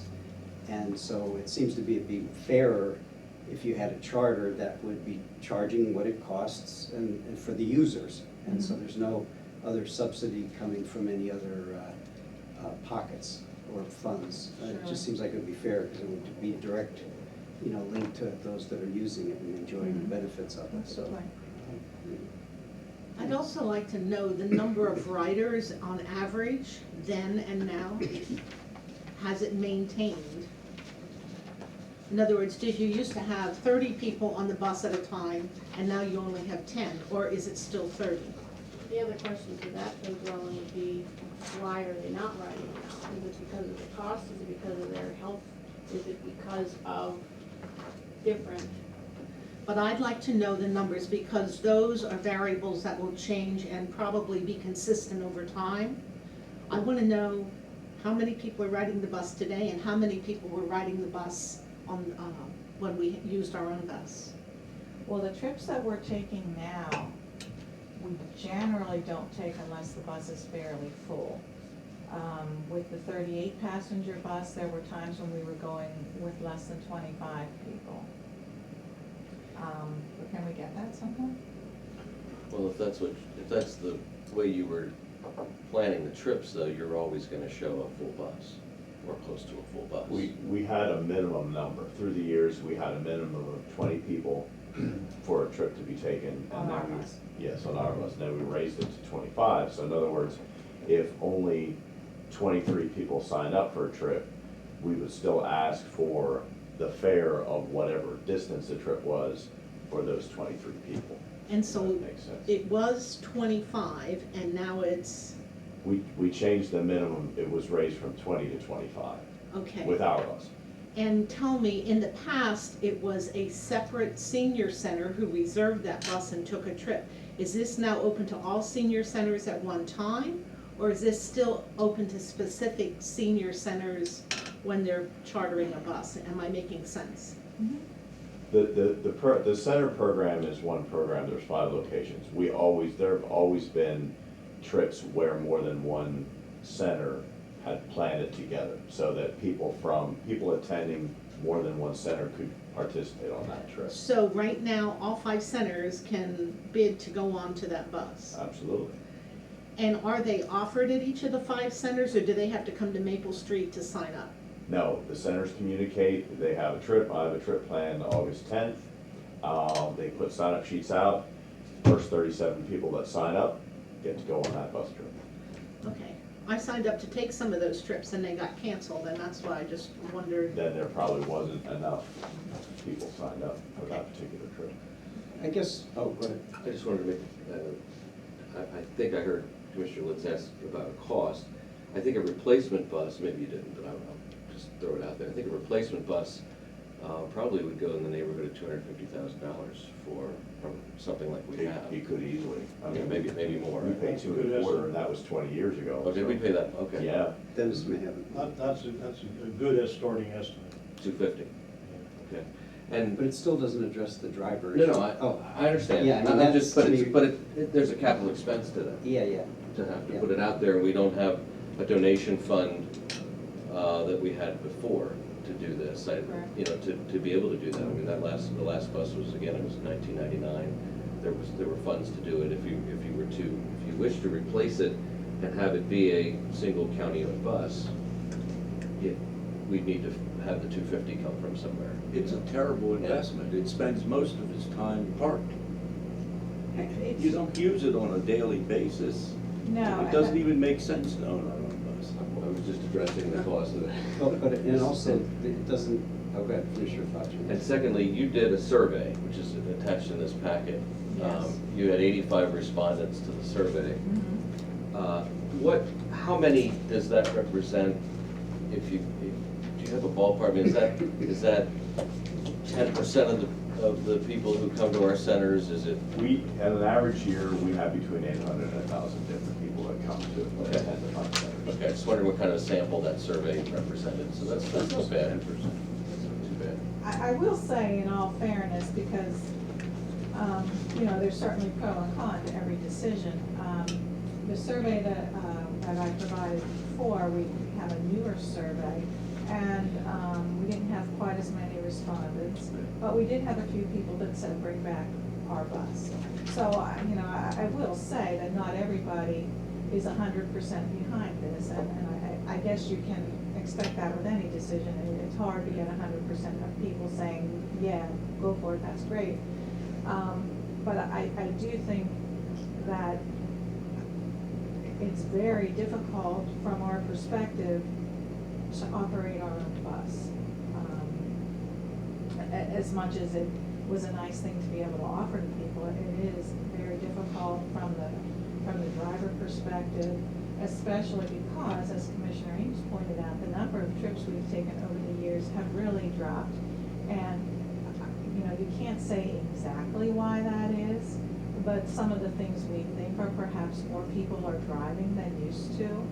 I hate to use gender specifics, but I think years ago, many women, as they aged, maybe had never learned to drive and weren't willing to drive places. And now, we hear that on some trips, people are like, oh, we'll just go in the car there. They want to save the bus for when they're going to somewhere where there's more difficulty in parking, or you have to drive in a city, or something like that. So, we're only taking 60 trips a year, where we used to be taking a lot more. Can I just water, this to me is a simple math thing. Now, the cost of the bus and all those issues aside, to me, once we know that we can't guarantee a bus driver's, certification or what all the requirements that DB Fisher or somebody else is gonna have on a driver, and the safety of our people they're entrusting themselves to our care for that trip, once we are aware that there's a deficiency there and something happens, you wait and see if those people still are as kind to us as, that we'll be in all kinds of litigation, because we knew that there was an issue with drivers, and we still kept that service in play when there was a safer alternative. And that's the simple math of today's world. And,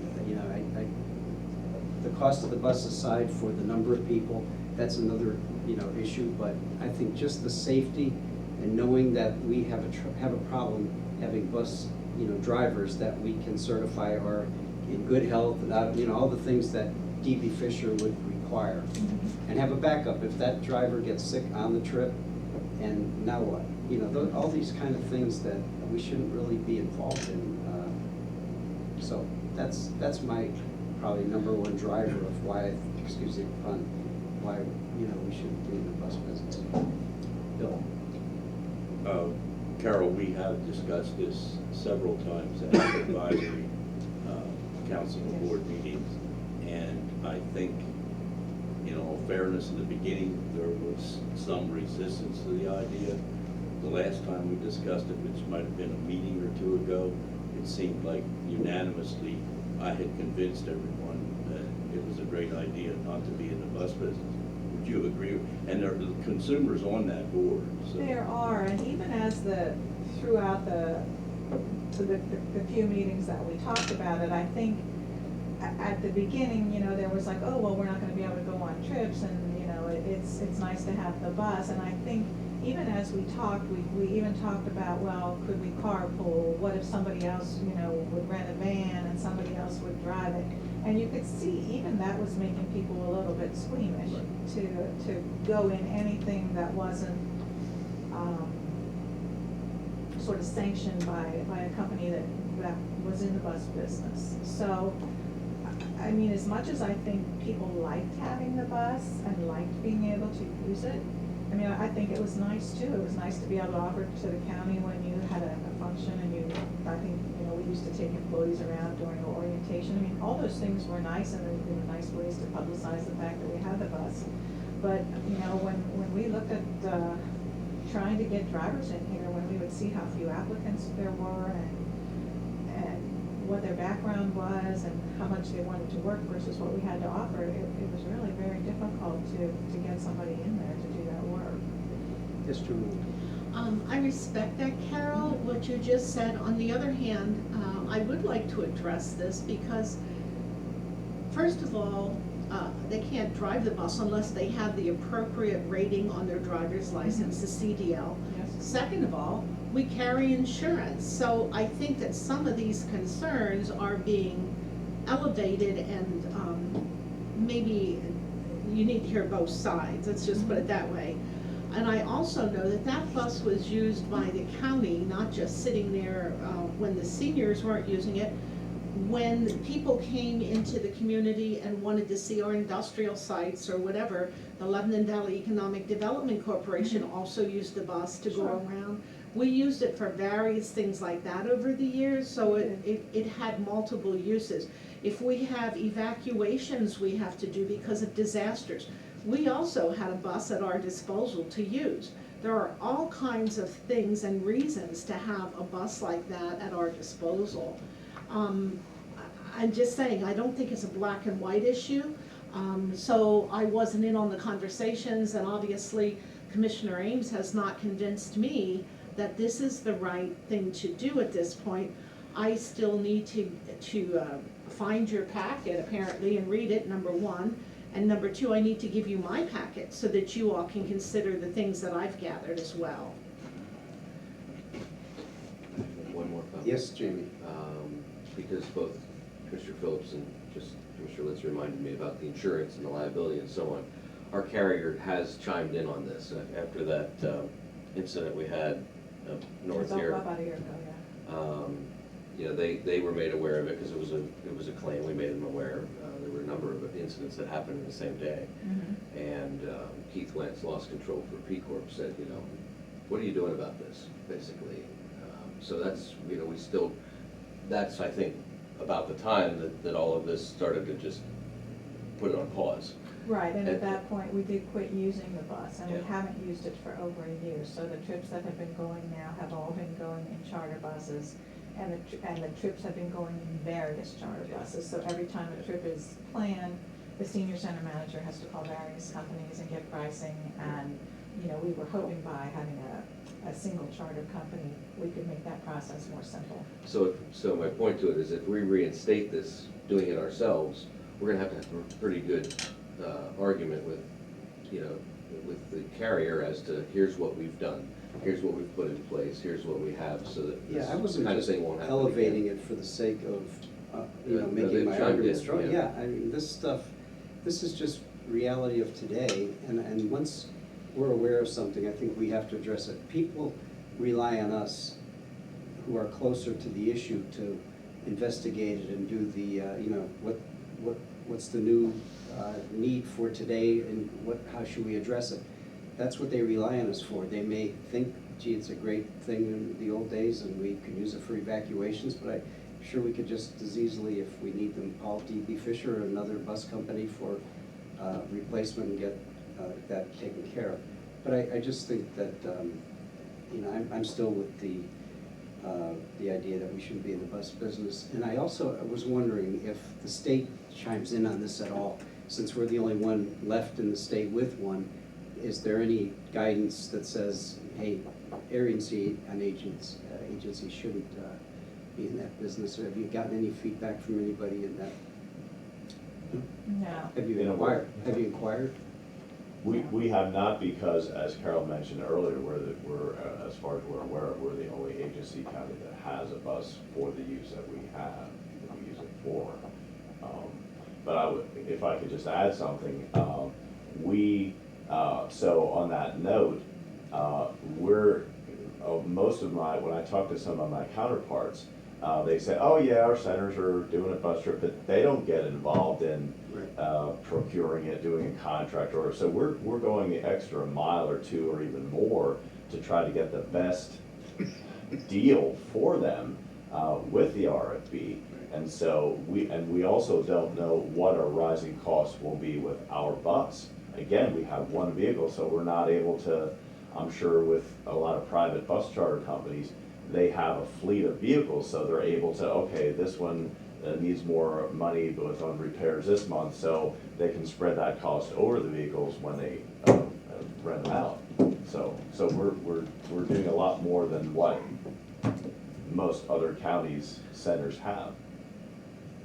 So the question that they have today is not whether or not you want to go with a contracted service. It's can we put this RFB out on the street and see what kind of response comes back? I mean, it doesn't obligate you to anything by doing that. It's just seeing what's out there and seeing what kinds of deals are on there. That's the question today, or for another day. I think that should be a vote at a regular meeting.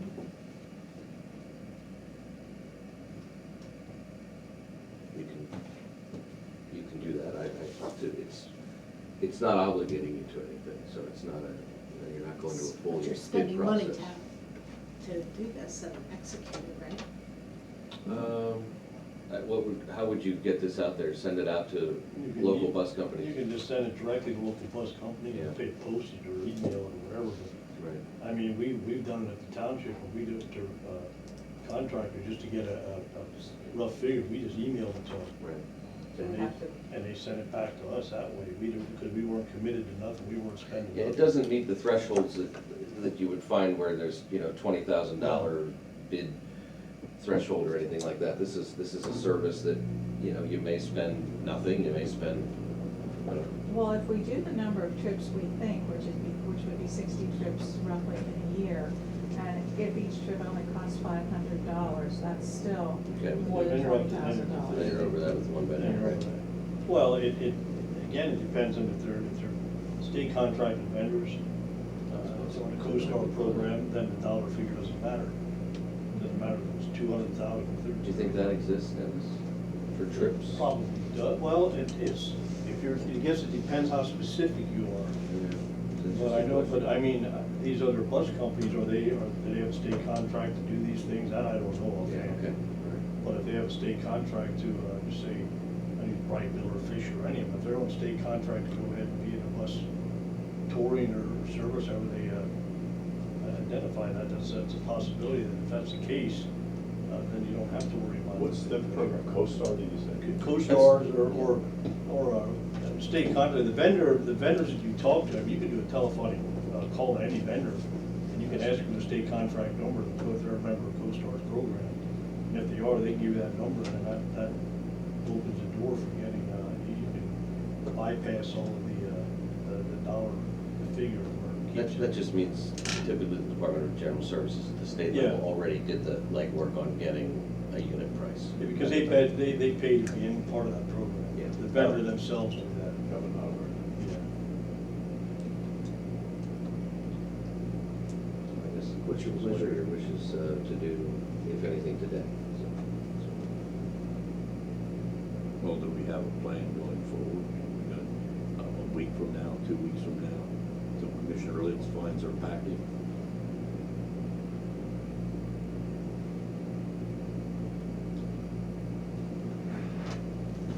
I mean, this has been floating around. I don't know the packet issue is relevant because I think it's just a matter of people are telling Commissioner Litz that they don't want to give up the bus.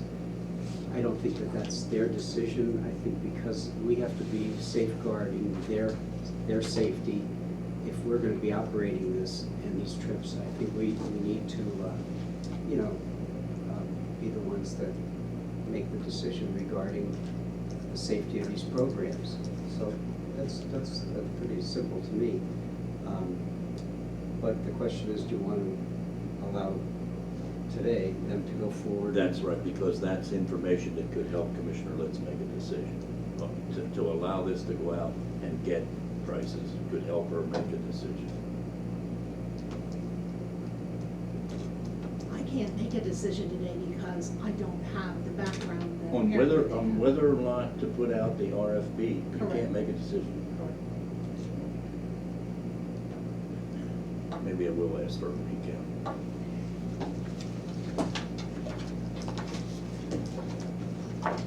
So, we have 2 people of 3 saying that you should go ahead.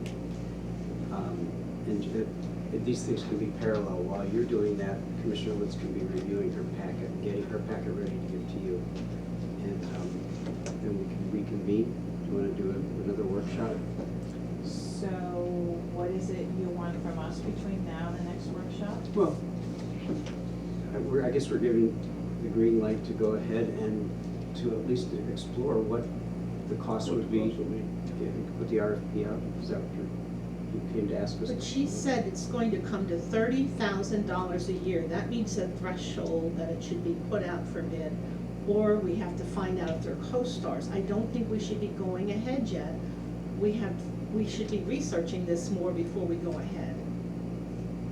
It should come to a vote at the commissioners' meeting. Regular Commissioner Litz, commissioners' if they would proceed as they are proceeding now and planning trips and using various providers, it's not a cumulative bid, it's a per trip cost. So it's not like a $30,000 blanket cost here. I think you're misreading the bidding process here. Bidding is for a permanent purchase. It's permanent construction, but it's not, it wouldn't be for by trip. Is it or is not? Is it or is it not to bid for the same carrier for the entire year? That would be what we were understanding. Then we're gonna to meet do. the threshold of the 30, that we have to go out for bid, in my opinion. Based off of that, that's true. If you're gonna tell the bidder, we want you to give us a price of 60 trips for the year for 30 passengers in each trip, yeah, then. And in we'll that also case- get better prices because they know they're gonna have volume. Well, and that was kind of the point of having it go with one provider rather than the current process we're doing now where each trip we go, we look at a single provider. Certainly what we found though is even if we would get a contracted provider who bids us a price right now, we've already planned trips and committed to trips that go into the future as far as December. So when or if we would make an agreement with the provider, we would sort of have to grandfather ourselves into the agreement, if you would, because we already have some trips that we've planned and scheduled outside of this bidding process, and then once we would have a bid, any trips or an agreement, any trips from there would go with the new. You could start the effective date whenever. Right, right. So then you could write on what you have set up and just start it effective after the last trip. If we would meet the time frame of the destination, like Carol said, there may be a Christmas show that payment is due in X number of weeks, that we wouldn't necessarily be able to wait. So there are some we've already done that maybe happen in December, but there might be a trip coming up in November or October that we haven't planned yet, so we could go with a new company if we had. Well, what I would propose then is if you want to do a full bid package, then create that, get that ready and bring it in on June 6th. Well, and that's, I mean, if this serves that purpose, that's kind of what we have. but then it's gonna be more of a bid package than it is just a proposal. Then you'll have to advertise, Yeah, then you're going to, yeah. Then you'll be going to be spending some, Commissioner said we'd be spending money to advertise. Well, and that's So, what, yeah. how we sort of designed this. We assumed that the way we were working it, that you and Dean looked at, was for that we would be bidding and having a bidders conference and all those things. If you're gonna do a full bid like that, then I would act on it. Okay. If you were just going out to, take the temperature of the industry or see what the costs were and utilize someone in the meantime, because you're already committed to some of those other trips, then you could do it this way. If you're gonna just do a full bid package, advertise, open the bids, and then obligate to a bidder. And working out the schedule that you're talking about is probably the most challenging part of that, to say, look, we have, these will be any new trips scheduled from X date forward, understanding that there are some that are already scheduled that a new vendor wouldn't.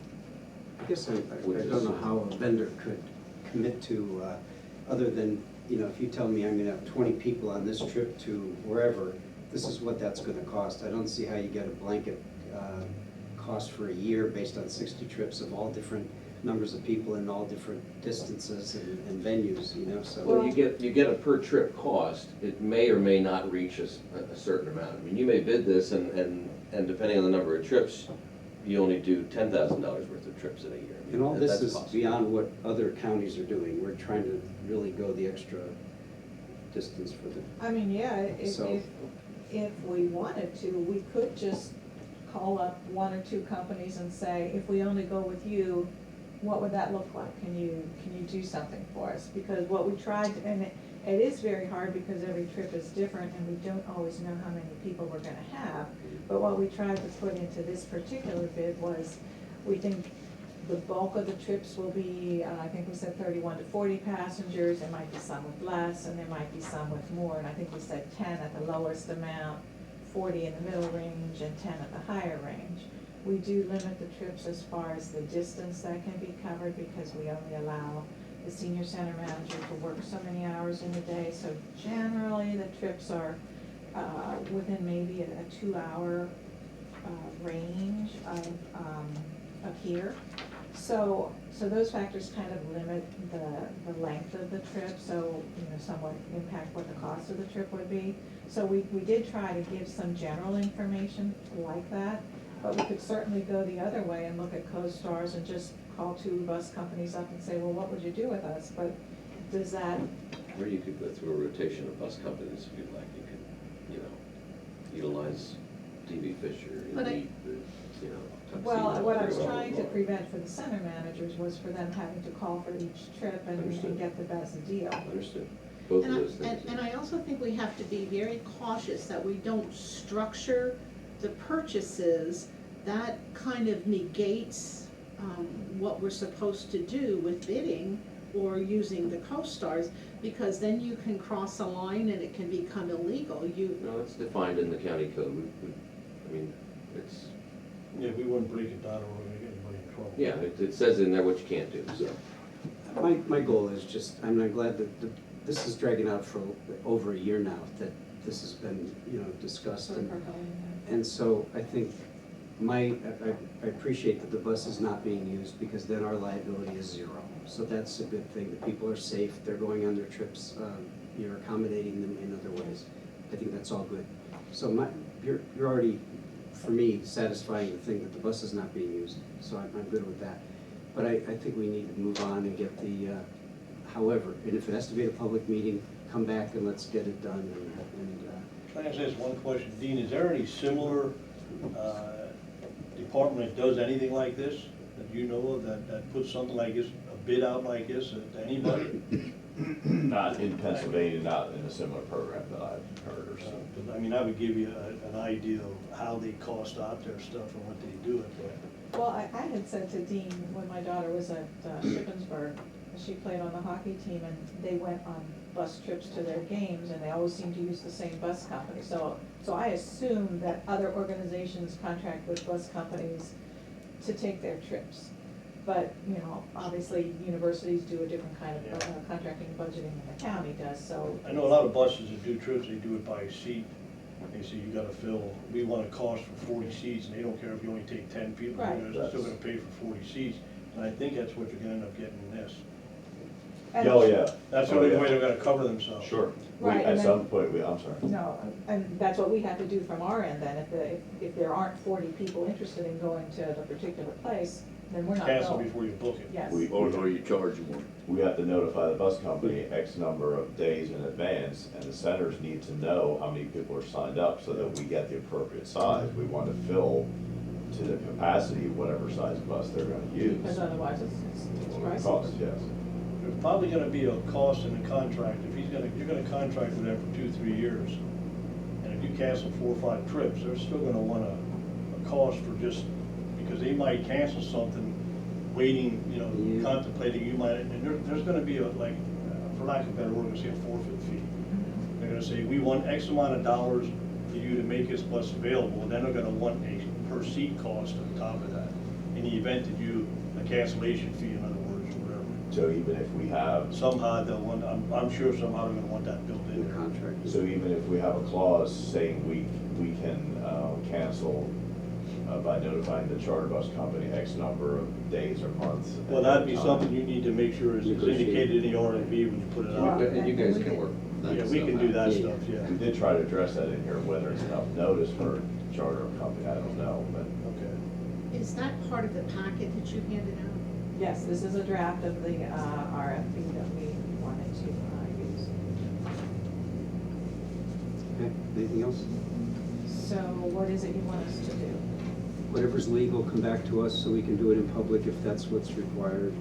If not, you got my go-ahead and Bill saying yes, to go ahead and get some pricing and get, but if you have to do it through a bid process in a legal, and you need a public vote, come back to a public meeting and we'll get the vote. Do you have any sense with conversations, you had some numbers earlier. I mean, have you, obviously you have trips that are going on now, so you Yes. know what the cost is right now doing it on a per trip basis. Yes. Okay. See, it's, yes, and it's difficult because a lot of times there are busier times of the year, so I think maybe they won't say it, come out and tell you, but if it's a busy June and we have centers that wanna go to Knoebels, well, they probably have a waiting list of buses, groups to use those vehicles for. So if they do one, maybe somebody else pulls out, but, okay, well, we're gonna have to charge you what we would charge another person. It's difficult to say.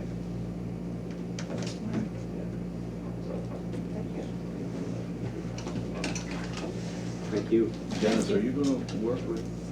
Yeah, Dean and I did talk on 1 or 2 occasions already, so I don't